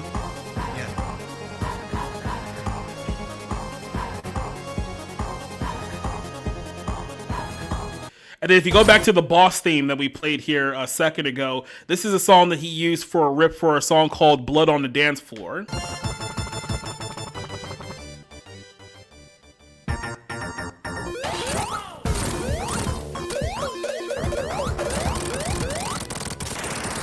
So he did end up using some of these songs that he worked for the video game that didn't get officially released for his own songs, and that's probably another reason why Sega had to go back and scrub it after the fact, because it was like, oh shit, no, he actually used some of these, so yeah, we can't use these anymore. So that's probably why you haven't seen a lot of those. So another thing that I will show you here, now this is jumping over to Sonic 3 and Knuckles, so this would have been the second half of that game had it actually been completed, and they started utilizing here what I like to call some of the earlier cutscenes in video games, where they kind of made it for this particular section of the game. They made it so it's like, hey, we want to make it seem like you're playing a game completely straight through, like one level goes seamlessly to the next one.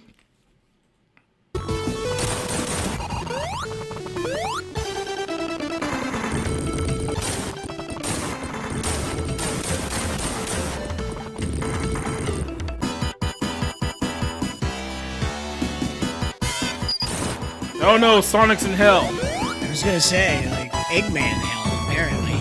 Yeah.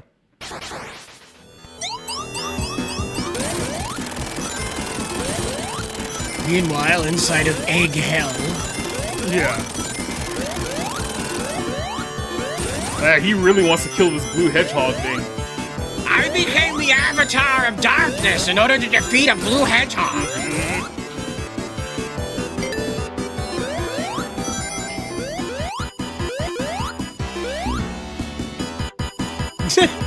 Later, Tails. Mm-hmm. Don't worry, he'll come back. He always comes back. You just run on the lava. Yeah. Whatever, I'm supersonic now. So, actually, this is Hypersonic. This was a version of Sonic that you will only find in this game and nowhere else. Essentially, you have to get the 8 Chaos Emeralds, and you have to get the 8 Super Emeralds on top of the Chaos Emeralds. When you get all 16, you become Hypersonic, where it's supersonic with more abilities. Like, if you double jump, you can basically blast everything that's on screen completely clear. And you move 2 times faster than Supersonic does. Not to mention the epilepsy warning that we didn't give at the start of this whole thing.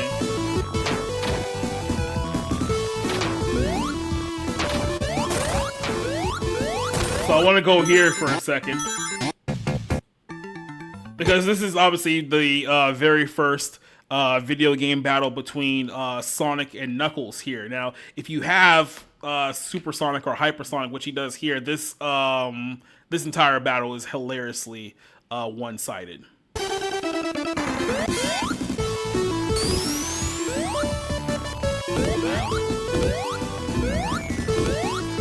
It's like Goku beating the shit out of Yamcha when he's Super Saiyan. Exactly.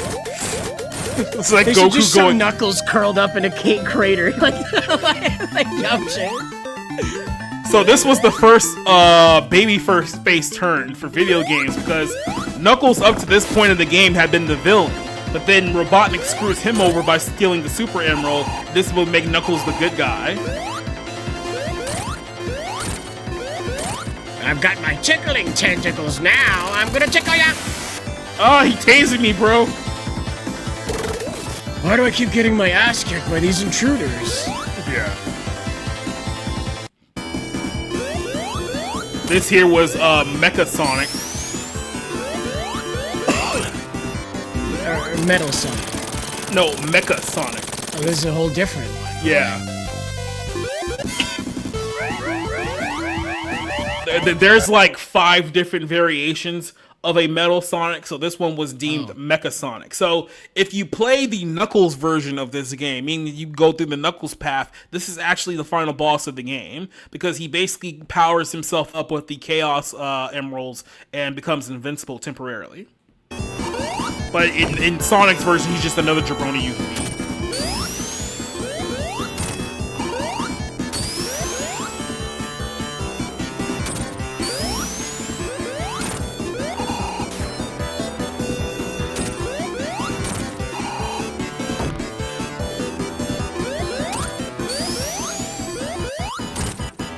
Boy, I get confused with all these metal mechas, robot Sonics. There's a lot of them. I wouldn't be able to tell the difference. The Metal Sonic was introduced in Sonic CD. This is Mecha Sonic. Silver Sonic was the one from Sega 2. Sonic 2, I should say.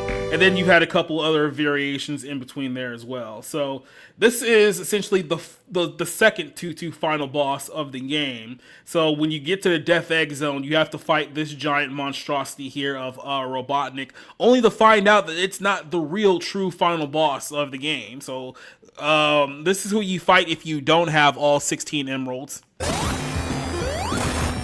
Charging my egg laser! But by the way, this fight is literally happening in space. So you also forgot to mention that too. Tails like, I'm helping! Never mind. I'm dying a lot! Trying to help Sonic. This guy's on 0 rings. Like, what a badass. Yep. Well, you know, in the first 2 Sonic games, you actually had to fight the final boss with no rings whatsoever. This was the first Sonic game that actually gave you the ability to fight the final boss with rings. Gonna beat your ass, Eggman. Back here. So you can see the Super Emerald he has there is glowing. That's how you know you got all 16. So when you finally beat this guy, then you get the secret final boss. Is it Shadow? You know, so essentially you turn into Hypersonic, and the final secret boss is literally a space chase, where you have to chase Eggman in the barrels of space.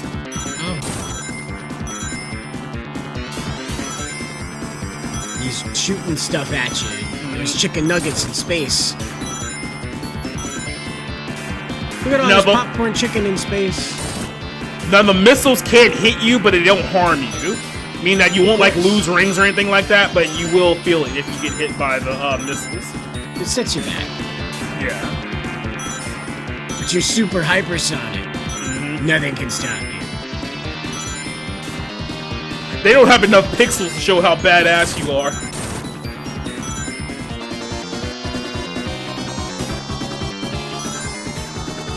I'm literally being hunted through space by a hedgehog. What is my life? A Super Saiyan Hedgehog. Ultra Super Saiyan Hedgehog. What is my life?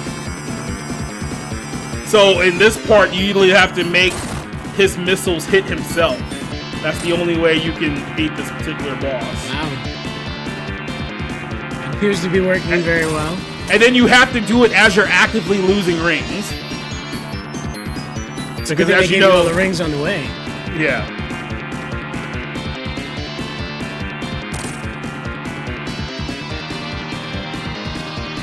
Here you go. Do the thing. Maybe. There we go. Is that enough? No, there's still more. You need more hits. My attention span can't handle this.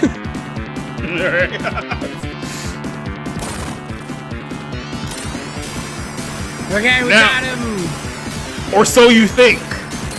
He's pooping brownie mix. Because now there's another stage to the super secret final boss. Here we go. How many of these things do you have, Eggman? You now have to chase him and hit him before you run out of rings entirely. Keep all those rings.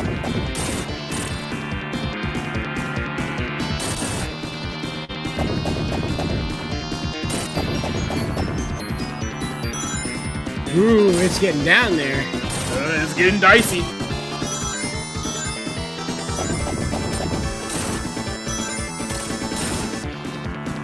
Like literally buying seconds. Yep.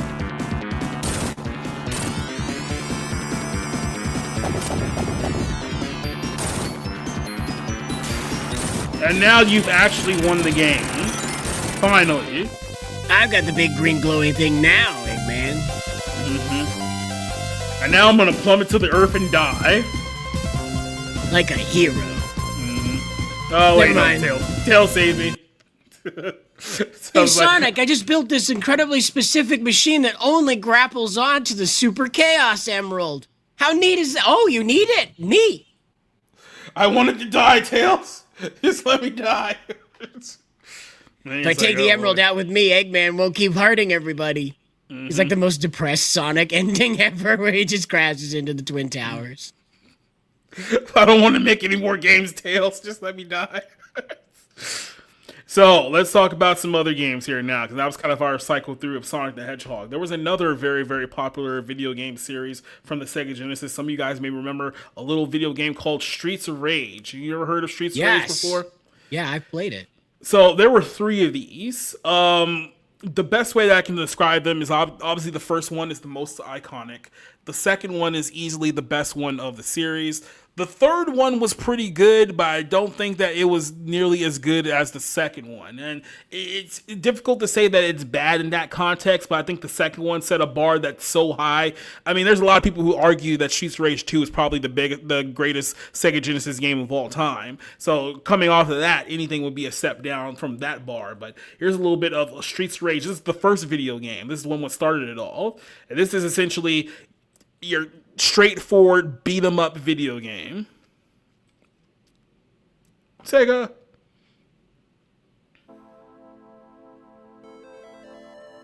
Somewhere in some city. The city was once a happy, peaceful place until one day a powerful secret criminal organization took over. This vicious syndicate soon had control of the government and even the police force. The city has become a center of violence and crime where no one is safe. Amid this turmoil, a group of determined young police officers have sworn to clean up the city. Among them are Adam Hunter, Axel Stone, and Blaze Fielding. They are willing to risk anything, even their lives, on the Streets of Rage. It sounded cooler in my head. Like, those are some action hero names, though. That's for sure.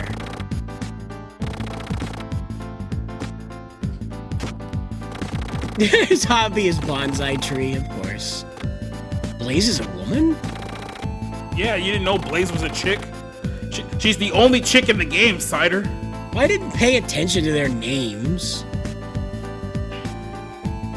These are the Streets of Rage. Somebody saw Double Dragon and they're like, what if we did it with 3? Yeah, literally, I think it's the same company too, which makes it even more hilarious. But I will say this here. This video game set a whole new bar as far as video game music goes. So the Japanese duo who was responsible for this game, Years later, this is about several years ago, their music that they made for this video game series is so iconic, they literally did an hour-long concert just playing the video game music that they made for the video game. Yeah. Like, you can That's play. What happens with these really dumb premises is they dump all the money that was going to go into the writing team into the music. I mean, you can basically play this at like any Euro club like right now, and no one would tell the difference. This is a quarter eater kind of game anyway. It's meant for an arcade, probably not for your home machine. It's Well, nice no, to have they in your made home it. They made it for the home machine. I mean, I know what you're getting. The style of like beat 'em up is more arcade style, but no, this was straight made for the Sega Genesis. Wow, blows my mind that they would do this for like a home game. Side scroller beat 'em up.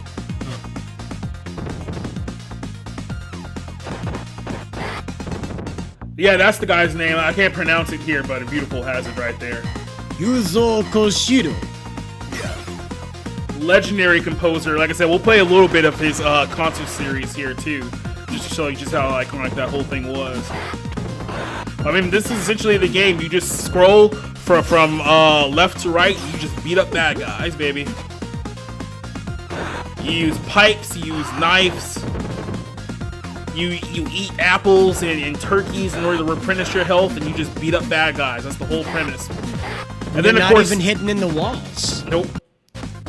And then, of course, you have the most iconic, badass boss theme music of all time, which I'll play for you here.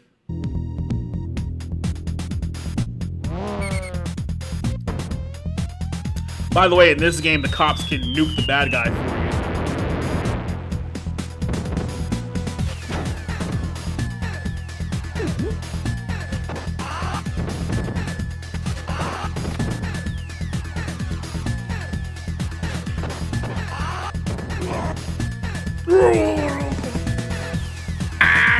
I like that. To be a voice actor in these things, what are my lines? Grunting, screaming, but like brief grunting, brief screaming. We only have so much space. Not too much grunting. So, of course, in the course of this game, you end up finding the final boss, who is Mr. X, who's literally just a dude in a suit with a Tommy gun. And that's who you fight. Mr. X would be. There was a whole Super Sentai villain group that was opposing the team Jack that was named Crime. That was literally their Just group Crime. name. Crime. Yes. The forces of crime.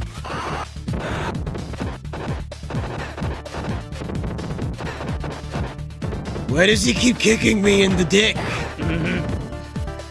Anywhere but the dick. He's like 8 feet tall. You don't kick him anywhere else. See, it's like punching him in the dick. Why does he keep punching me in the dick? That's how you beat Mr. X. You have to punch him 40 consecutive times in the dick.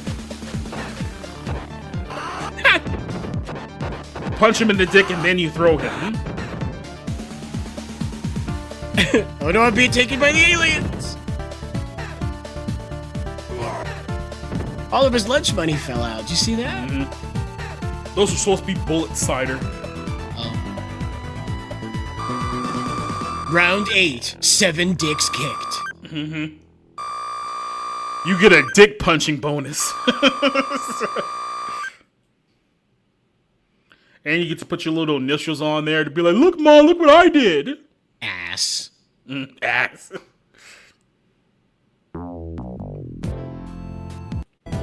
And that's basically how you beat the first game. Now let's jump over here to Streets of Rage 2, which, like I said, many consider to be the greatest Sega Genesis game of all time. If you try to buy this at your local, video game retro store right now, it'll probably still run you about close to $100.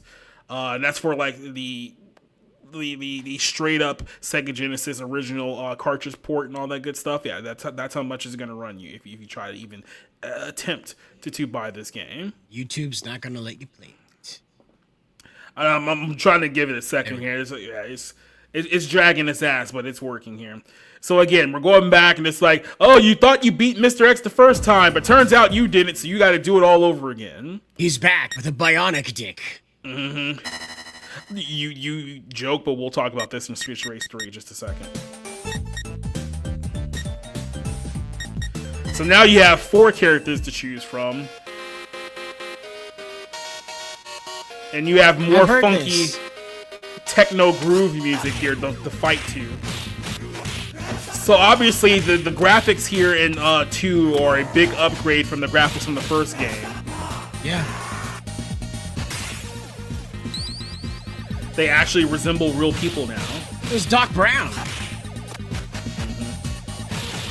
Yeah, these little skinhead punk guys were always annoying because if you stand in their line of sight, they'll slide and try to drop kick your knees.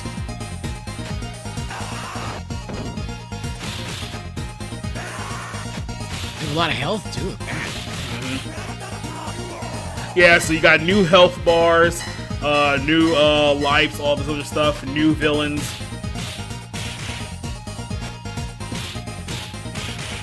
It's the typo guy. You also got a new special attack. Now, you can't use it too much because it does take a little bit of your health when you use it frequently. That was kind of like equalizer there to just a punch, kick, punch, kick.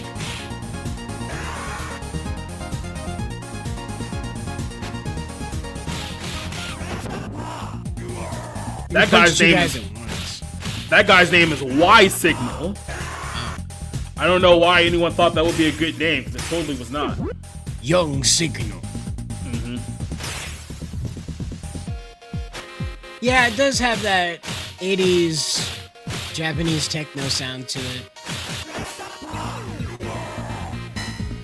Feel a lot of that in the racing anime.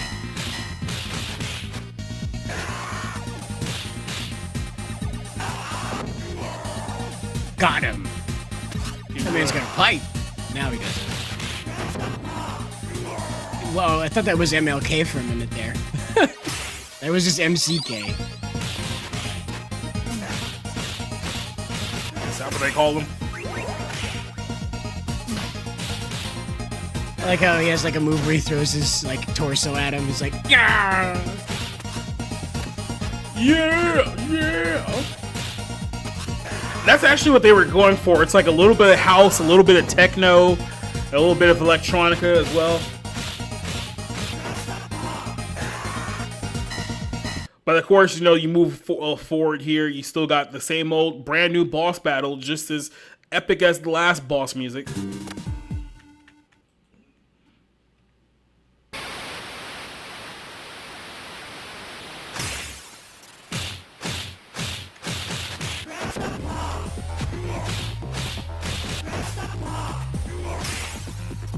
And it turns out the first boss of the game is the bartender.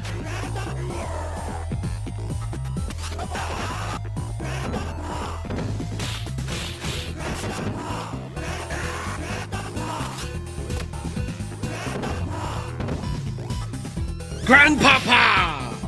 Oh, he got Chuck Norris in the face. Ridge Racer, yep. Let's have some of that to it. Barbaro. Barbon. Did it? He's a bartender named Barbon. Now, my favorite boss personally is this one. This little samurai dude over here. The one with hands for claws.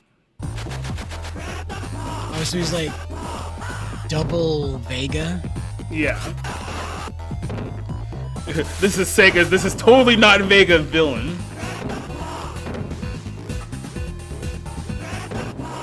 I need this chicken. Leave me alone.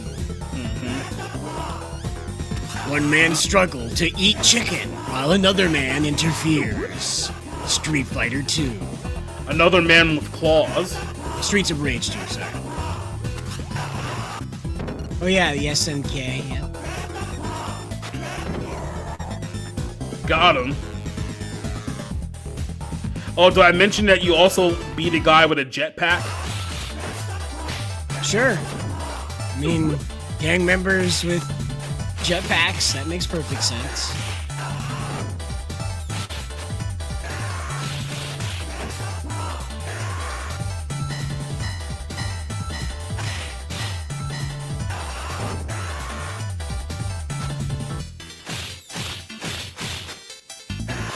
Any minute now.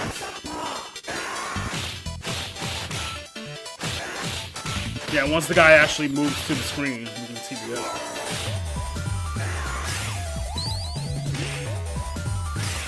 Oh wow! It turned into chicken. There it is.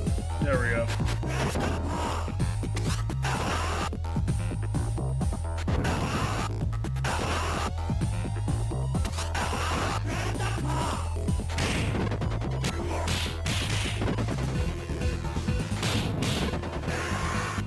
Hit him with the chicken.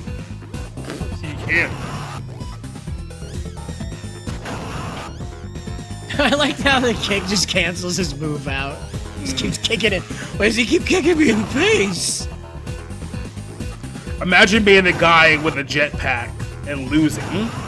Yeah, because you keep getting kicked in the face, right? Not because he shoots you from the ground or something.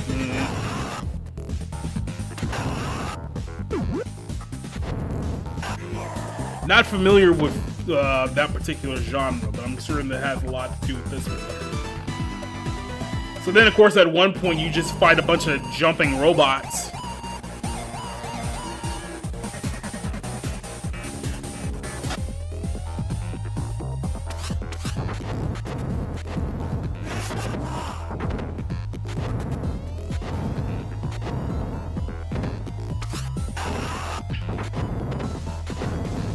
The robots' names are Particle and Molecule.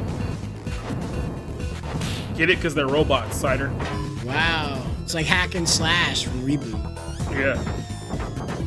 Or Bebop and Rocksteady. Closer reference, yeah.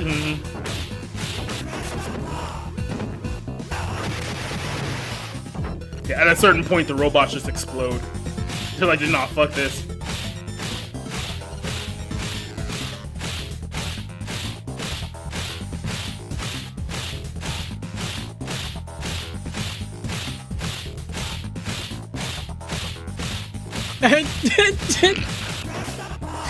10 out of 10 gameplay, sire.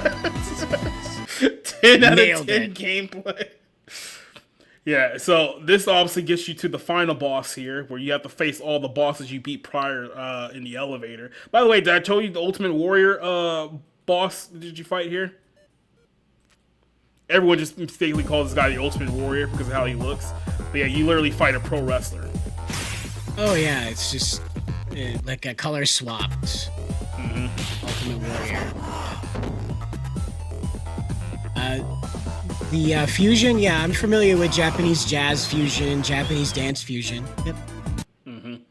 So here in the final boss, you fight Sheva, who is basically Mr. X's right-hand man, who everyone loves in this series because he's basically a badass karate-kicking ass-kicker fighter. Is he like Ryu? He looks like Ryu.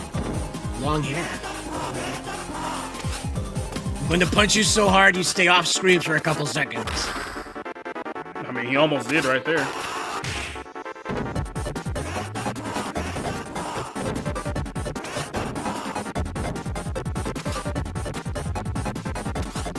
Imagine watching this and being bored.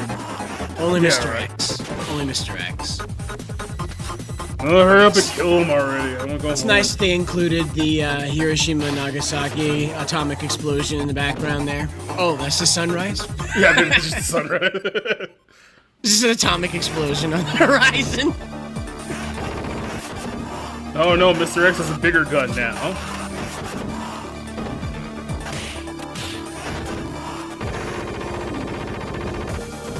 Axel gets shot directly in the chest, just gets back up. Yep.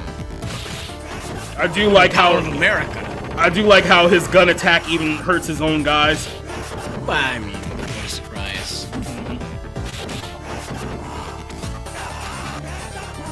When you get into a certain health, he just basically bashes you with his giant gun.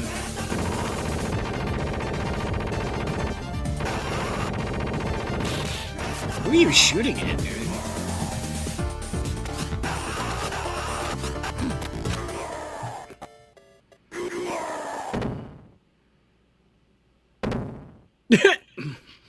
It's like he tried to get back up and just went, nope, I'm done. At least he didn't kick me in the dick at that time.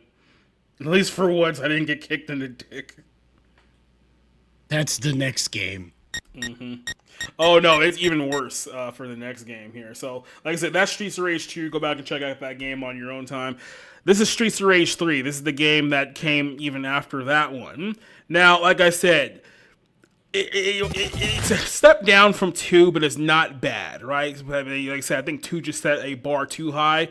I will say this. There is a character in this game called Ash that you do not see in the American version of this game. You only see him in the bare knuckle version of this game. I'll show you him when we get to this video here. But basically, he's a character that was completely removed in the American version because he is a flaming homosexual. And he's one of the sub-bosses in the very first game. So I believe the Japanese developers put him in as a gag, as it was like, oh, look at this funny, flamboyantly gay man who's also the first boss of the game. But apparently the Americans did not like that very much and ended up getting rid of him AIDS altogether. will be the final boss. Yes, we've heard the story of Freddie Mercury. So here's kind of an example of the boss fights in Streets of Rage 3.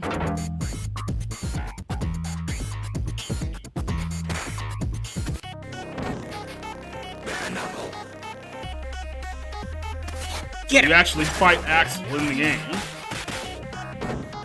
Was he brainwashed? You'll see.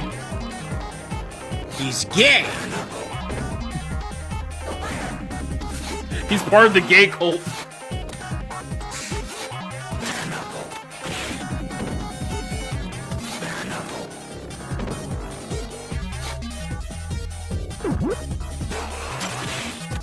Made a Mario noise for a second there.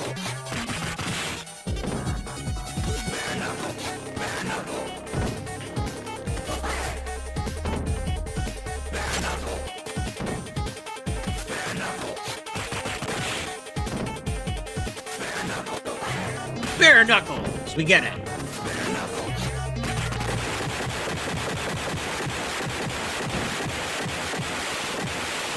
Oh no, it was suicide vest? It was a cyborg the entire time. So you figure out in this game that Mr. X is a psychopath, and he decided that he was going to create a robotic version of himself. So this is literally what he did. So you go back. No, there they can't kick me in the dick. Yeah. Now they have to kick my robot me in the dick.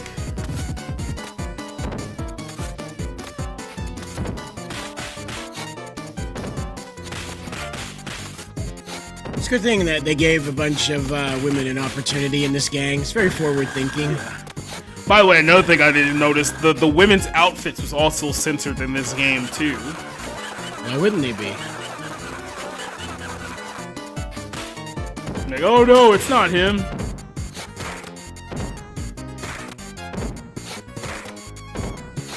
I like how the players just spamming dive kick and it just keeps canceling out Mr. X's moves. Well, I mean, when you have to beat him essentially 9 lives that he has here because you're playing the game on hard mode, there's really no other strategy to go off of here. That's true.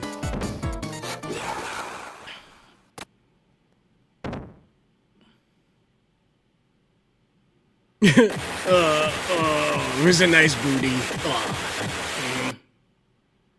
I think it just gooned and died. Yep. That's what happens when you goon too much, gentlemen. You literally explode. You turn into a robot, get kicked by a 19-year-old policewoman until you die. Oh, they brought the jetpack guys back, so the jetpack guys are in this game here. Pretty sure that's a guy. Yeah. There's some chest protrusions there that don't quite look too guy-like. We are 90% sure that that's a dude, so you should be fine. Oh, okay, alright. But here is when you get to the big reveal, when you find out that Mr. X is no longer in his physical body. He is now a brain in a mechanical jar that somehow controls the evil layer of the bad guys. Ha ha ha, now you can't kick me in the dick, because I don't have one! Yeah, so you literally find out that he's just a floating brain in a jar. So then you have to fight this robot in 3 minutes or else the whole place explodes and you die. So, if you just left, the building would still explode. in 3 minutes. I mean, right? Yeah, but then you die. If we just left the building.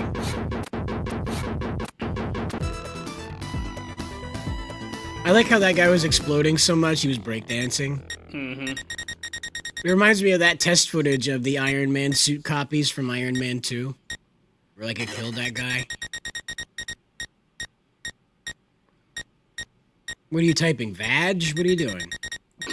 Like, what are you doing, guy? What are you doing? I haven't got all day. Poo? Yeah, he really just put in poo. Is Aaron Hansen playing this? Oh no, the brain is dying. Someone help the brain.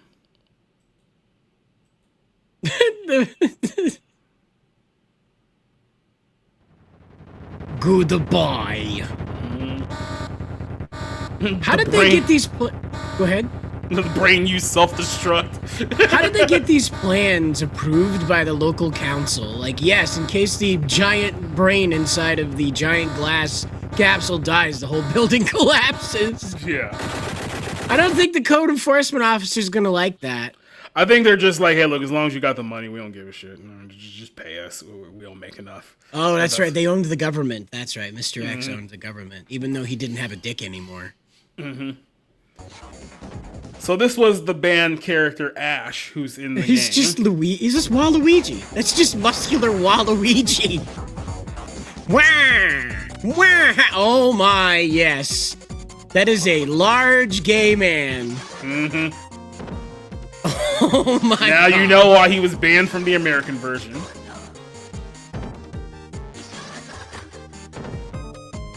I feel like Blaze's attacks work better on him for some reason. Like they're having a bit more effect than they do on the other guys.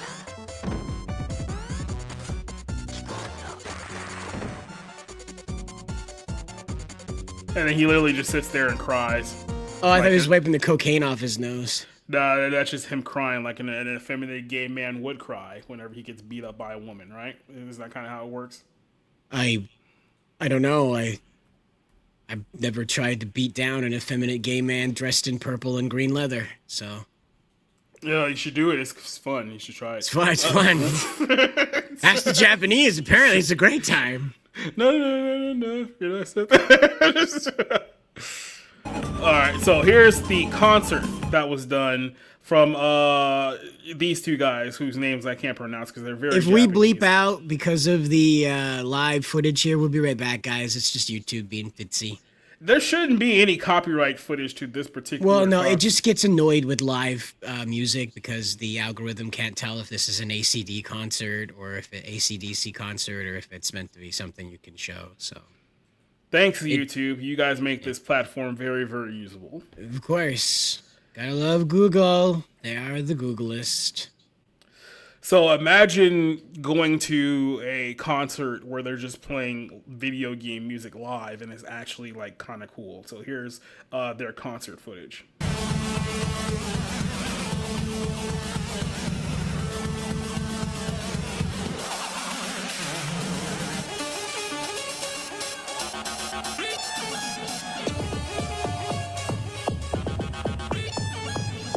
By the way, not only just video game music they made in the early 1990s. Yes.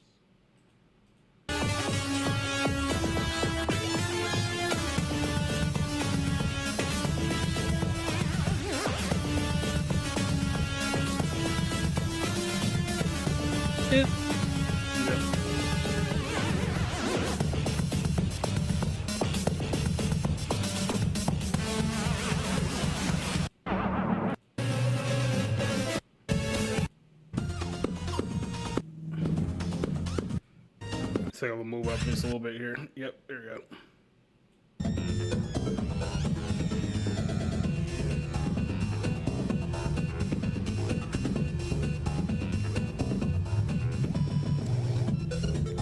It's just a bunch of 50-year-old Japanese dudes be like, hey, remember those songs we made when we were teenagers?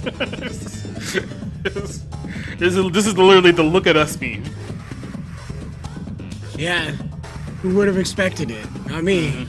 Not me. Not this guy. Oh, they have the game footage up on the wall. That's neat. At least you know where it comes from. In case you get confused. And now we will play the background music for kicking Mr. X in the dick. You can literally hear the sound of his pain as he gets kicked square in the penis. We bass boosted it.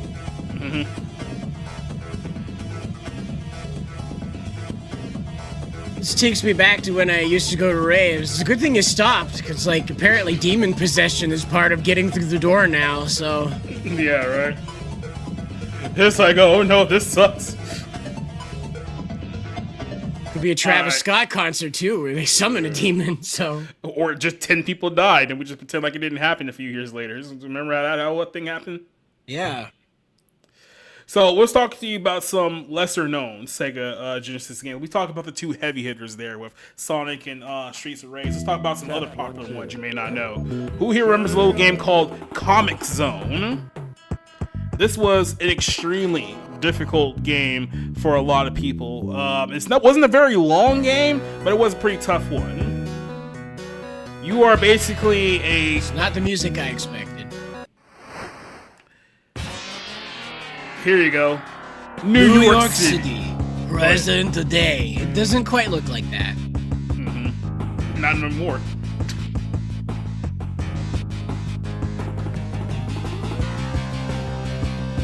Oh, he's got pulled into the...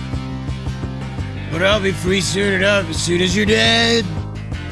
I cannot kill you here. I know of a perfect place. Have a nice trip, nerd.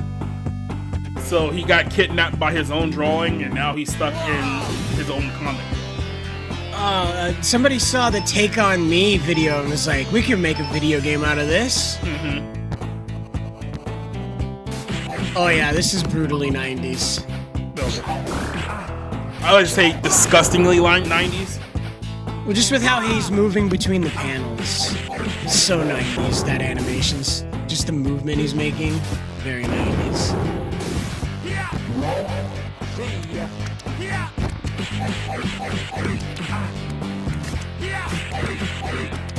Back when comic book artists happened to know, fighter level martial arts, competition level martial arts. Very 90s motion.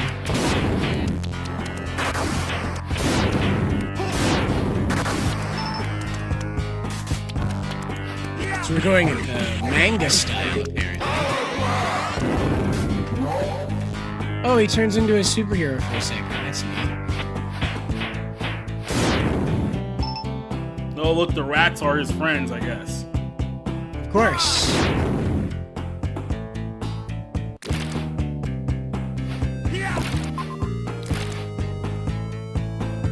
Watch out, I'm scanning for life forms. You did a shitty job. There's one you didn't warn him about.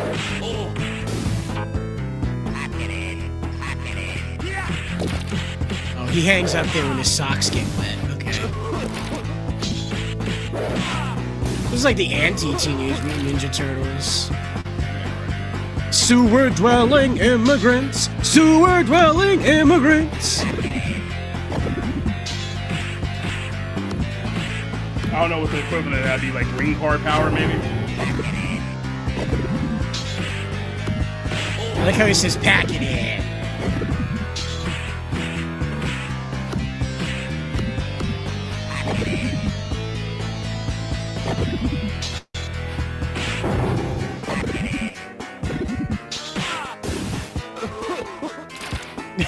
Oh, my ribs.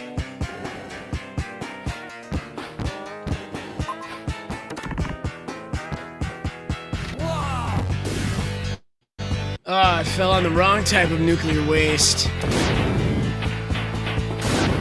This one just makes your skeleton sad. Oh, hey, he broke the panel. That's neat. Yeah, so then you just fight different variations of bosses here in this game. This is like one of the bosses I guess you fight.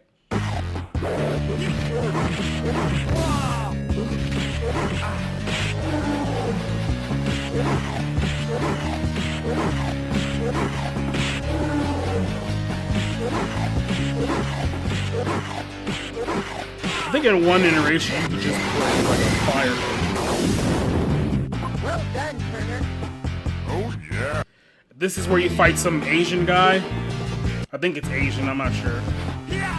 Yeah, it's a fair guess. He It's definitely like one of those look Italian.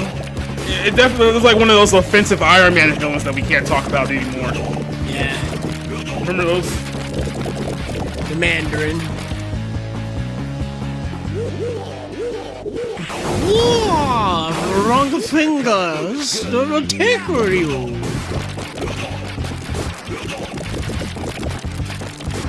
It's changed thing. Is this what inspired the Wu-Tang Clan? Your kung fu is good. I would know having no legs.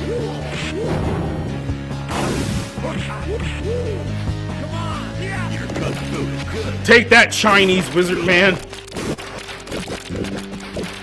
I will not pay extra for soy sauce. You understand me?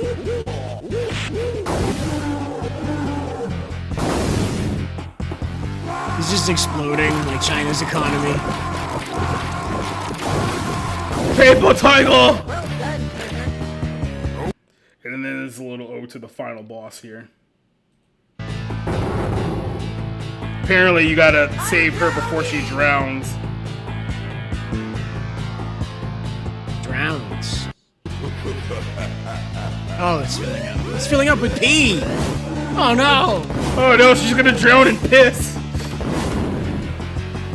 I've filled this canister full of piss, and it will soon flood the canister that your girlfriend is in unless you stop me.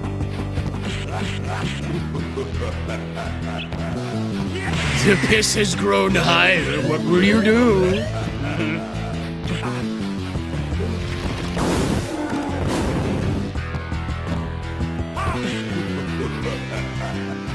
Your girlfriend's gonna die in her own urine.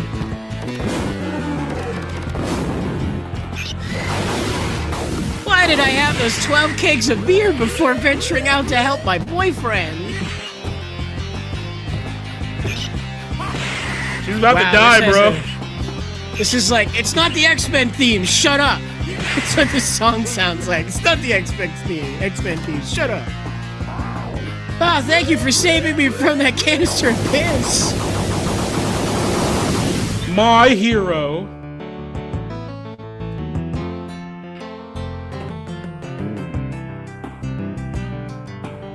I don't think that they really think that their viewers would engage with this. That's why they keep doing fighting games, because they think you just want to beat the shit out of other Marvel heroes, so... Speaking of other Marvel heroes, because that is also coming up here soon, let's talk about Golden Axe, because we're not doing that game particularly just yet, but it is coming up here pretty soon. Golden Axe was another game that people remember from the Genesis era of video games. It was basically more beat-em-ups. You're noticing like a trend here, Cider, of all these beat-em-up video games? It appears to be that that was the #1 best-selling thing. Mm-hmm. Of that time period? Yeah. Maybe? Oh. Yeah, give me 1 second. I actually want to... Yeah, so here's the Golden Axe here. I had another one here I want to pop up. I think the Game Grumps just played this the other day. Eventually they're going to run out of old games to play. I'll say, I didn't know the Game Grumps were still doing videos. Oh yeah, Danny's going to be like 70 years old, and Aaron's going to be like 60 or something. I don't know how far they are. They're going to be playing games till they die.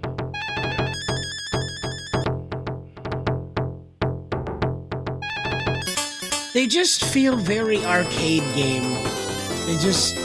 I'm sorry, every time I look at it, I just think of an arcade game. But like I said, imagine having arcade game graphics and technologies in your own home, Cider, for just $200, not $1,000. That's true. And it doesn't take up as much space as a cabinet, so your mom won't be mad. Even better, when you bought the game back in the day, you physically owned the game. Yeah, they didn't take it away from you for licensing reasons. Yeah. It was like you had to wait 7 hours for it to download before they allowed you to play it.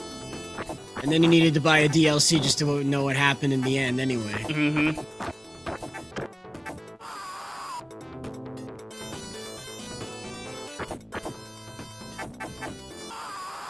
not sure if that's supposed to be an elf or a midget or a combination of the two.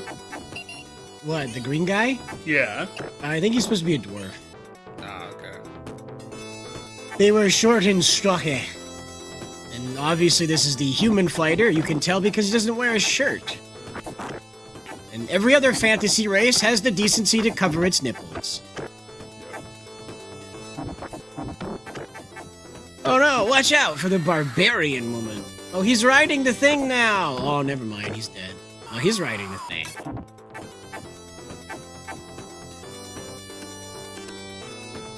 Yeah! The little chipmunky guy, he doesn't like it. He doesn't like the tail swipes. He's gonna die. I'm here to talk to you about your car insurance. Too late, I'm taking your car. Was this medieval Uber? Remember when bald men were the greatest threat to peace and love in the universe? Yes. Those were good times.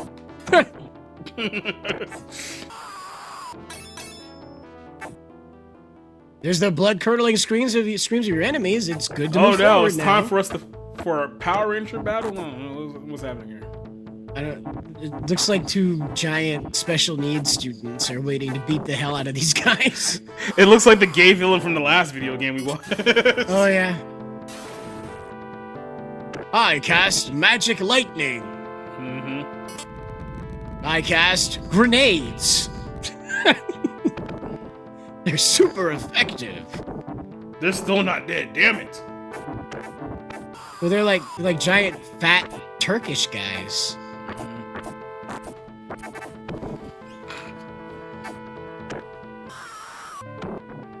Now you're dead. No, you're dead. It's like I'm watching the Armenian genocide. All over again. Or at least the one that we acknowledge actually happened. Now the Turks are red, so they're communist Turks. So I think this was the actual final boss here. Galactus?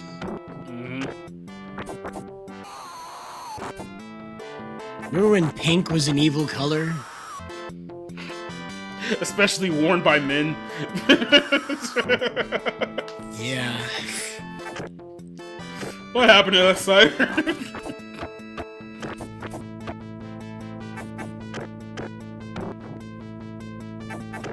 You got him. Look at that. He's bapping him over the head. He can't take it. He hates it. He hates being bapped over the head. It's his weak spot, even though he's wearing a helmet. I cast San Andreas Earthquake. Anything but that.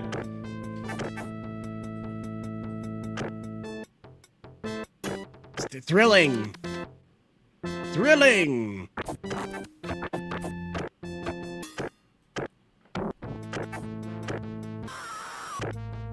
Man, Blue Guy just keeps getting his shit kicked in. Like, he sucks at this.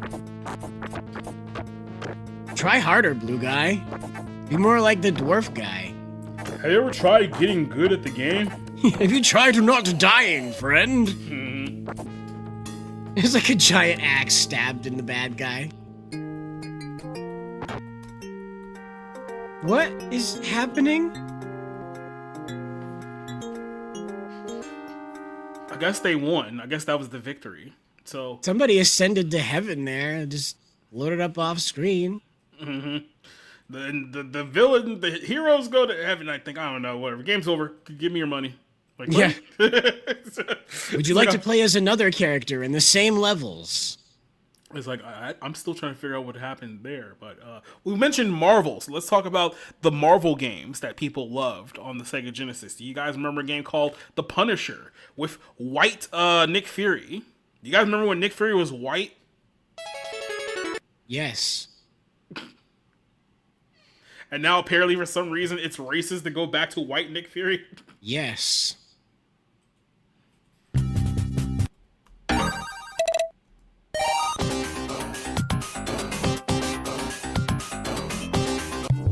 Later, nerd. I don't need your help, Fury. You've only got one eye. Yeah. In order to fight crime, you have to have depth perception. get wrecked, nerd.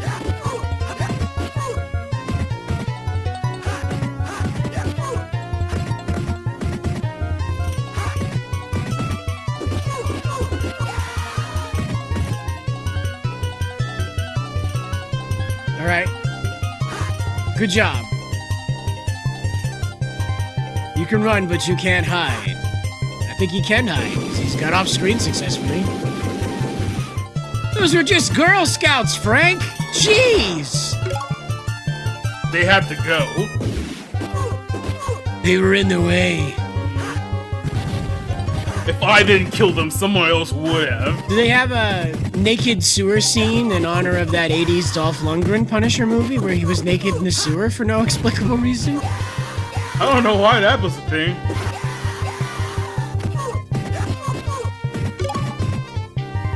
Frank, you had plenty of ammunition. Why'd you stop shooting him? Because it's more fun to beat him to death with a baseball bat.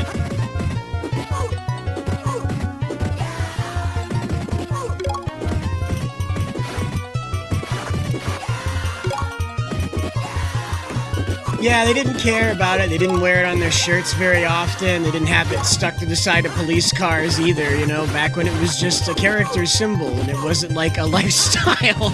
Now it is. Yeah, Not that I'm mad at people who like the Punisher thing or whatever.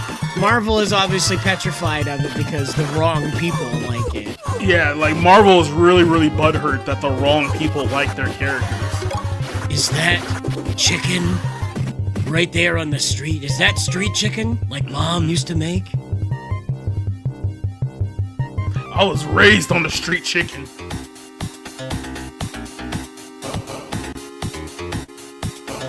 What the hell? Why were they Naruto running? Because we didn't have enough time to make the pixel cider. Wait a minute. This is a normal public bus. I should expect danger here. I like how the guy driving the bus is like, yeah, no, I don't care. This is normal. It's New York. It's a living. Honey, you're never going to guess who I saw on the bus today. It was the Punisher.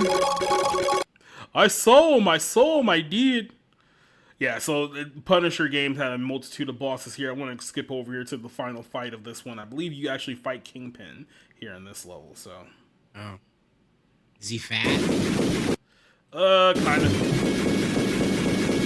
You mean before they tried to retcon it, be like, no, it's totally muscle. He's not fat. Well, even if he is like a sumo wrestler, right? Like like muscly fat guy, he needs to be fat. That's the point of the Kingpin is he's supposed to be like a symbol of gluttony and power.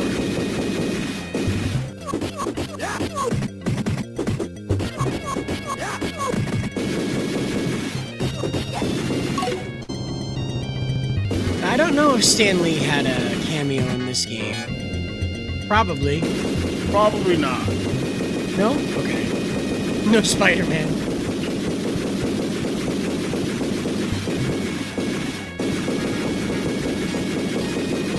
You're 40 years old listening to your teenage son play this for 6 hours. I couldn't do it. I really couldn't do it.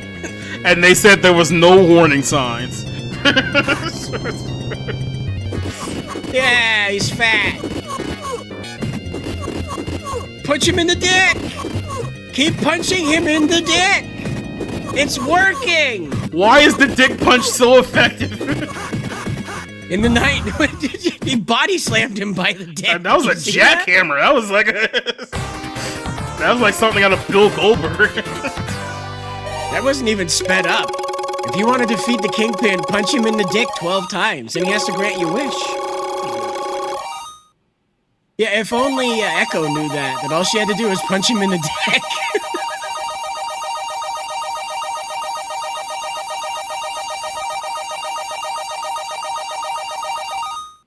That's a lot of bonuses. Thank God. We finally... Whew. That's a lot of bonuses, Cider. Yeah, I heard them all. I heard every last one of those bonuses. There was one thing I don't miss about retro games is all the 8-bit crunched tunes. I'm so glad that those are gone. Here's a game that Stan Lee definitely was not in. X-Men 2: The Clone Wars, a game that famously just puts you right into the game without even a title screen. Do you not hit things? Too bad. They're gonna hit you first. Take that, the hand, I think. So how do you die as Wolverine in this game? That's not very well explained. Yeah, I didn't think so.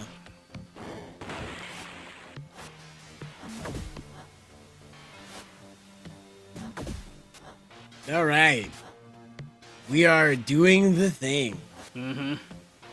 Nobody could stop Wolverine. He's the thing doer.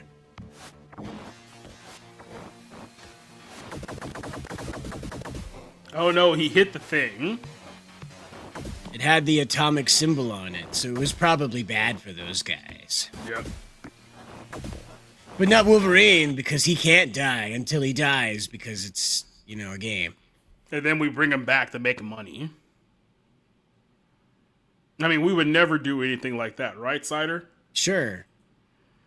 Least of all for 4 consecutive movies that made no damn sense whatsoever.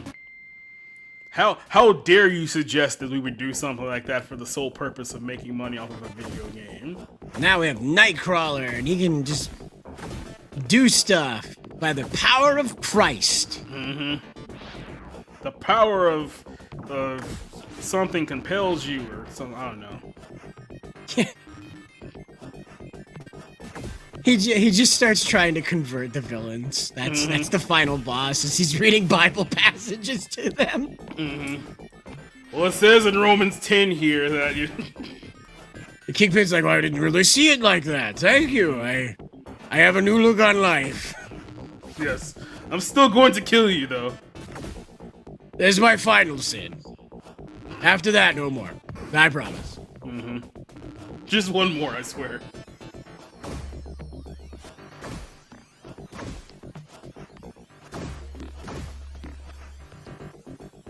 Wow.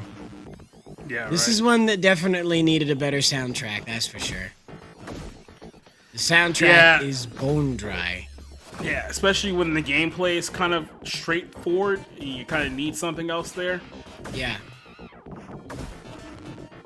But This isn't it.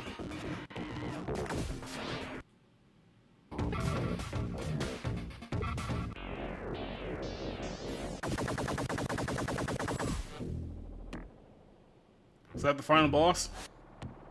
Even Scott Summers didn't know. He's running somewhere else now. Probably to go get a pizza. Does anyone actually like Scott Summers? Like, Surprisingly, a bunch of people do, and I have yet to figure out why. Oh no, he's playing Chicken Nugget Gambit. Oh no. He turned into Whoopers for a second there, too. Now he's going to be at the other end of the stage. Run, Scott! Then run, Scott, run! Like, there's no soundtrack here. What is going on? This is awful. Yeah, it's like the opposite of Streets of Rage. They were like, hey, let's put the budget into the fighting and nothing into the music whatsoever. Brilliant. Monkey Man. Monkey Man. Monkey Man. Never go full monkey. Monkey Man. Dropping popcorn chicken? Every time you punch Monkey Man, popcorn chicken falls out. Genius. They'll never suspect a thing.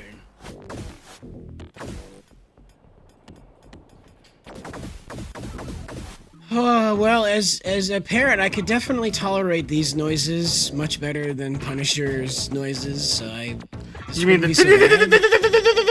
Yeah, I didn't have to listen to that for 6 hours. I could handle this. But... You sure about that? Yeah, this is fine. But, like, I just can't do it without the soundtrack. Like, I don't know if this is a bad thing that should be happening, because it's not making bad guy noises, you know? Do you think people hate Scott Summers just because all the hot women he's banged, or just the fact that he's just a complete bag of douche? I think the problem they have with Scott is that he's like the straight man in all of it. Yeah. Not like this, gay straight, but he's like the guy that doesn't tell jokes usually. He doesn't have like the gimmick of a tortured history that he talks about all the time. He's not blue.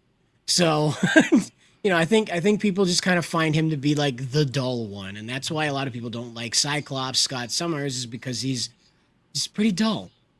Yep. And except for that one time that he killed Professor Xavier, that was pretty metal. The one time he was actually useful. Yeah, that was the Right Klops saga when he was like, hey, the humans are going to kill us. And the mutants were like, no. And then the humans killed those mutants. And he was like, what did I tell you?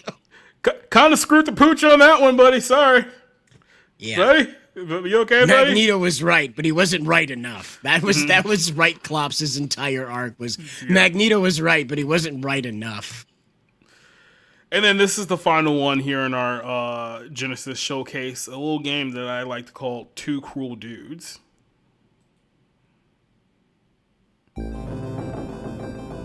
Hey, look, it's New York again. In 2010. Well, at least the Twin Towers are gone, so that's accurate. Yeah, right? It's almost like they knew, Cider. How did they know? The massive metropolis was all but destroyed by a Muslim invasion. So now, 20 years later, the restoration had barely begun when a brutal organization marched into and ruined and conquered it. They're known as the Muslims. Big Valley. Mohammed's Valley. Really? That's the name of your criminal organization? Big Valley? BV. This is like Snake Plissken, but with more effort. The government decided that the only way to stop this criminal organization is by sending 2 random buff guys in. This was a solution to most of the government's problems. No one in the government was like, wait, we do have guns. You know that, right? Yes, but we also have roid-abusing American bodybuilder guys with stupid hair. We should probably send them in first. Then we'll nuke it. Send in the big muscly jack dudes.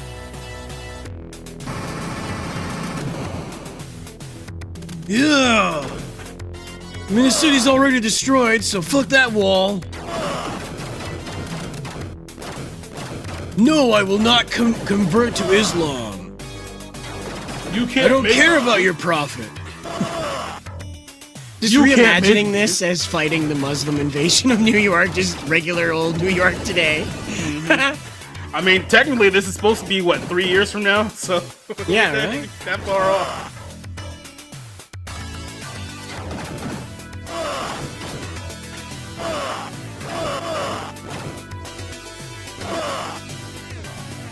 You can keep your child brides. I'll take this steel girder. Never mind, you can have that too. That was a Reddit moderator he just took out. Look at that, it's a Reddit moderator. Look at him. Oh no, it's the midget from Kid Rock's thing from years ago, remember?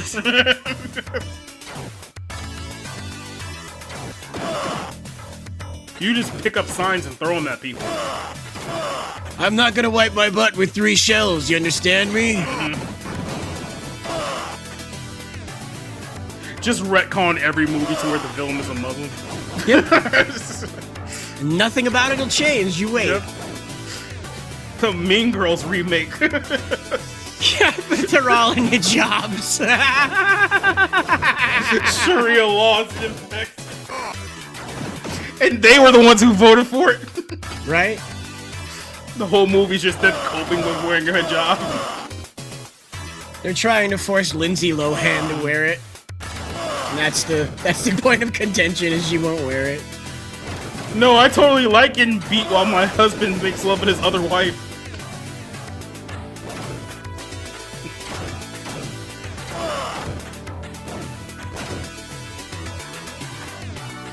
I gotta admit, the soundtrack's pretty good. It's better than the last couple of games. It's like somebody, hey, we should probably put a little something into the music here, right? Oh, these little blue shitters over here. They literally hold on to the wall and they like shit blue stuff on you in order to kill you. Oh, look, it's our first boss battle. It's a pro wrestler with a snake as a whip. It's Hassan Piker. Sir, you can't use a snake as a whip. You will kill the snake. Can I electroshock the snake? Even the snake's like, screw you. I'm not gonna eat the apple, snake. I'm not gonna eat the apple. Yeah. Then he does like a Johnny Bravo pose at the end. Okay. And then in between, you have to beat up a machine to get Coca-Cola to replenish your health. It's very American. Yeah, refinish yourself with that high fructose corn syrup. Well, the preservatives in it preserve you. Come on, man. That's exactly how it works. Here's a couple of other bosses here in this game. I think this person is a transvestite. Well, let's see.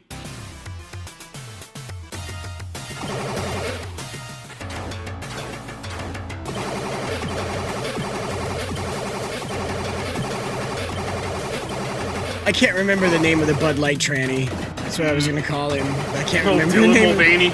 He's Dylan Mulvaney. Look out! A malnourished Dylan Mulvaney. At that. Does it look any different? I mean, not too much.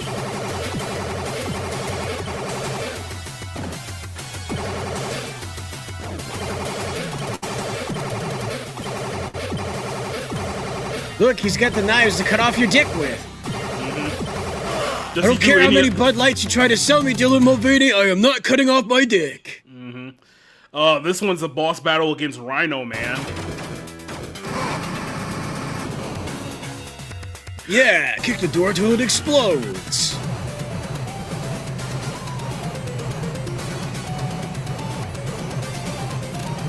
I like how everyone's just like a variation of a pro wrestler. Yeah. I didn't know rhinos had like weird clampety horns. And tusks. I didn't know rhinos had retractable tusks. You really ought to use that more often. Oh, he threw him in the air.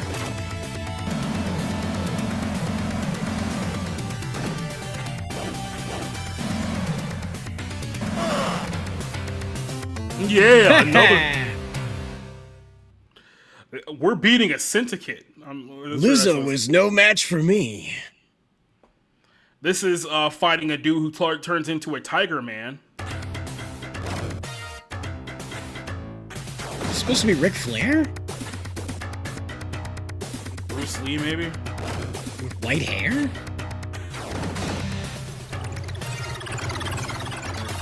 He changes into a tiger man off camera. Stop helicoptering your dick! Get down here and fight me!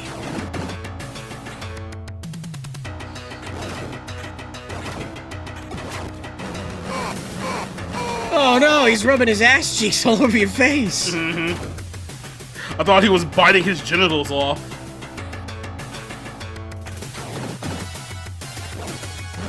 This is Roid Rage Ric Flair.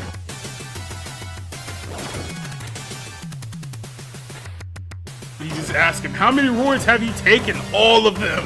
All of them. Gnaw your dick off now.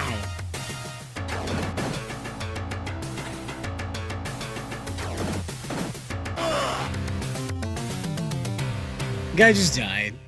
He fell down and he died. What is this fight? Oh yeah, Spider-Man. You fight Spider-Man in this one. No Not cameo Spid- from Stan Lee. Yeah. Oh man, everything's explosive around here. That's really weird. Oh, that kind of Spider-Man. I thought you were the cool Spider-Man, not the lame Spider-Man. You don't even have You're sex like- with redheads. You got like a weird pus thing on your back, bro. You need to get that looked at. Do you even lift with those 6 arms, man?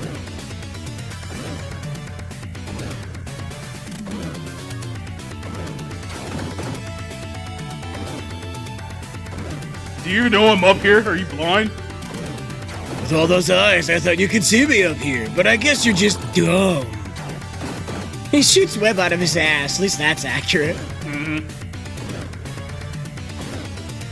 Where else does the web come out, Cider? Where else? Marvel had that problem for a couple of Spider-Man's mutations. They decided to make him barf up the webbing instead of shoot it out of his ass. So you guys just got a preview of the next Spider-Man movie. That's what Tom Holland turns into. So there you go. Yeah. A giant purple Spider-Man Indian demon god. So this is literally the final boss of the game.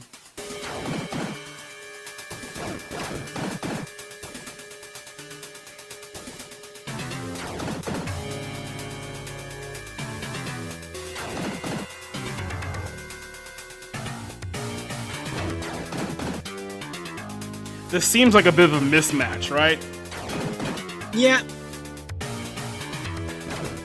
He's kicking Dr. Wily's ass, you know, without the machines. He's just like a determined little scientist man. He's just getting his shit beat in. No, I want to experiment on humans. You can't stop me. I'm invincible. Like he's beating up this old man and the health bar is not moving. There it is, finally. Oh. Oh no, he turned into a Ninja Turtle villain. Changed into Baraka. And he's got leg warmers. Look out! It begs the question, how come he didn't turn into that as he was getting his ass kicked for about 5 minutes? Yeah. Maybe he just needs to, like, go through the death thing in order for his latent DNA to activate, so we can just do that. Kick him in the dick! Let's go! A drop-kicking reptilian man. Can't hit me here. You don't know how to duck and punch, nerd. He just rolls into him and dies. That's just embarrassing. Thankfully, he had his power cola to bring him back. Is he dropping eggs out of his mouth? Yeah, that's a pretty liberal thing to do. I hear that's how the liberals reproduce. They just puke up eggs. Is this what they do in San Francisco? Yeah. Just literally throw up egg bombs. Explains the smell, doesn't it? By a lot. Kick you in the dick. We're going to kick in the dick. Yeah. No, not another form. I'm just an old man. No, that's it. That's the game. So, you saw some games here. So, I for this episode, I wanted to keep it like specific to like console exclusives, which is why you guys were like, "Oh, you guys didn't play this game or that game." It's like, well, you can find either one of those games on both consoles. I wanted to show the ones that were exclusive to the Genesis rather than ones that you can play on either console. So that's a good little note for next week when we talk about the Super Nintendo. The Super Nintendo. It's like the regular Nintendo, but it's super. Some might say. Yep. And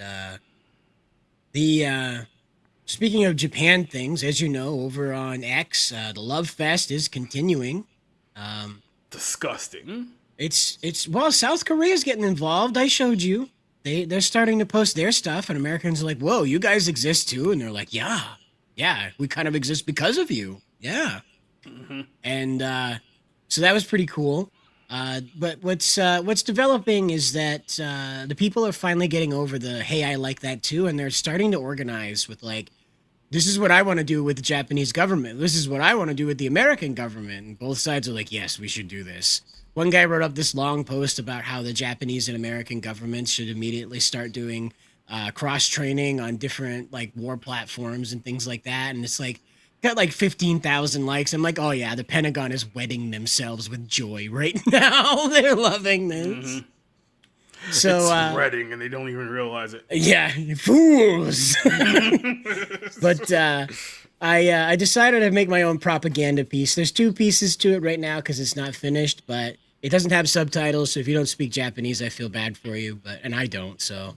He could be saying Rinting Timmy, I don't know, but it sounds devious, so. 今やナウンキタムが我が命令一つで狂気へと飲み込まれる。ヤマトの民よ、その弱き心ではこのレッドデスたるなどない。日本の心は燃え続ける。お前の撒き散らす毒はこの地球には必要ない。準備完了。オン。レッドデスの支配は今日で終わる。了解。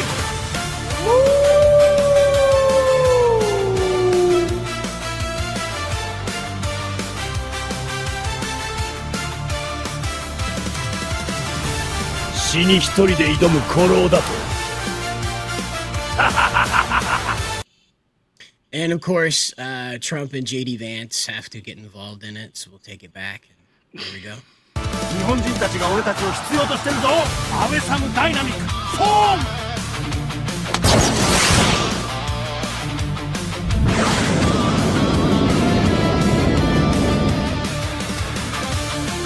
オーサムダイナミックはもう飛べるんだ。So there you go. It's not done. There's many things that still need to be done to it, but it's almost there. It's a piece of propaganda. It's meant to show the Japanese and Americans joining forces to defeat the Red Death, and I wonder who that might be.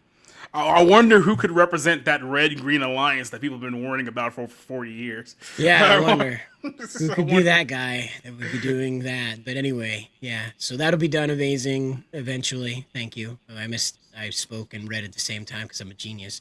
But yeah, that'll be done eventually. The funny thing is that the guy that's the wolf character in that followed me on X a few, like last week or so without me doing any prompting for it. And with his official government account. So I'm hoping I can tag that, his personal account, and get him to share that out for the rest of the government people. It'd be neat to get hired as a Japanese propaganda creator. That'd be neat. What do you do for work? Well, I create propaganda pieces that show Japanese politicians as tokusatsu heroes beating the shit out of Chinese villains. I'm basically a glorified shit poster, but I can do some good content there if you want to pay me. They pay me a lot of money to do. That's dollar bill, y'all. That would be nice. Have like the work visa because I can't live in Japan because of the illness. I'd be on their welfare system. I don't want to do that, so I have like the work visa and then like live in a trailer somewhere in Oregon. I want to get on Japanese welfare and then shit poster money. Yeah, that sounds like a terrible existence. I don't want to do that, but I'd rather have a direct government job and then like the like 11 months out of the year I'm working in Japan, then like 1 month out of the year I'm living in America in order to make sure that I abide by the visa standard. Yeah, right. Oh man. Well, the Sora thing happened was because the federal government ordered them to shut that down because they want that power for themselves. That's what that was.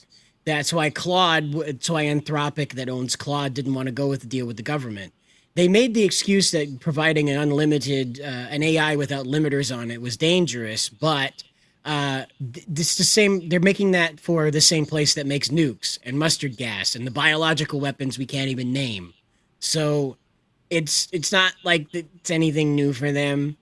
What the real reason is the ability to fabricate, Michael Jackson and all this other stuff is very, very important to the federal government, the U.S. federal government, because if you can replicate this kind of stuff to create the propaganda that the Trump administration is using video game footage to do, you won a war. You can demoralize the enemy by showing them the destruction of whatever you want to show them the destruction of. And they have to come out and say like, no, we flew a plane out there and that wasn't blown up like you guys said it was, but we had to fly a plane out to find out because we didn't believe anybody we were asking that was on the ground.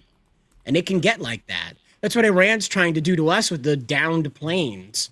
Even though it has nothing to do with them, but they're trying to convince our populace that they can shoot our planes out of the air, and they can't. Until they get nuked, right. I need to talk about Hollywood. It's hysterical, taking down C-Dance and now trying to take control. Well, C-Dance has been made available to corporations now, so it stopped nothing. over on the website that Jacob and I use to generate our AI stuff, they have it available for business users now. That's like $100 account or whatever, but it's going to come down to the free users here in the next few months. And so it's only a matter of time before Hollywood collapses in under its own ego.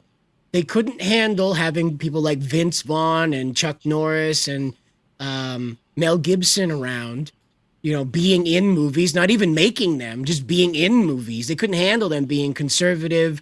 I think Vince Vaughn is a Christian men that are just in movies. They couldn't handle that. So when they blacklisted these guys, they created a feedback loop that inspired all of us out here to realize we haven't got a job in the big tinsel town either. So we started making our own stuff, and it kicked their asses. So, well, what do you know? It's not that creative to be in an echo chamber. How about that? Yeah, I mean, let's be honest here, and just kind of little sidebar as we wrap this up. There are so many people out there who hate AI, not for any practical reasons that anyone should be concerned about AI, because they never actually mention those. Their only upset is because they see AI as a threat to their power. Because essentially, when they have full control over the medium, they can basically dictate to you what entertainment you're going to enjoy, what you're going to like. And now they see that power being stripped away from them by artificial intelligence, and now they're angry. Like I said, they're not mentioning any practical things about why AI is bad. It's like, well, you know, this could wipe out certain industries here in the next few years. We don't really have the means to move by that. It's like, oh, no, I support artists. And I support artists, and that's all they can tell you, which means that they don't even have any true, genuine, original thoughts about this whole thing. They're basically just pissing with the wind. They see that their favorite artist buddies that make things like She-Hulk and The Boys are probably going to be out of work here in about 2 or 3 years, and deservedly so. Yep.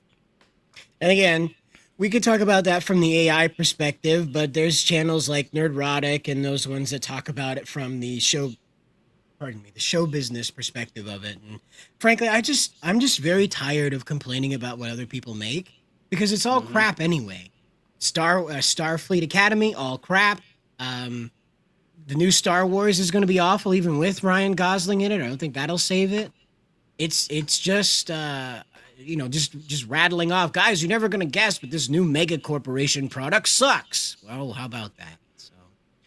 But yeah, we could talk about it from the AI side sometime. But other than that, we appreciate your time this evening, and thanks for tuning in. We're going to talk more about the retro gaming scene, hopefully jog free some of those memories of a better time, so we're not all dragged down with the drama that's going on that's way out of our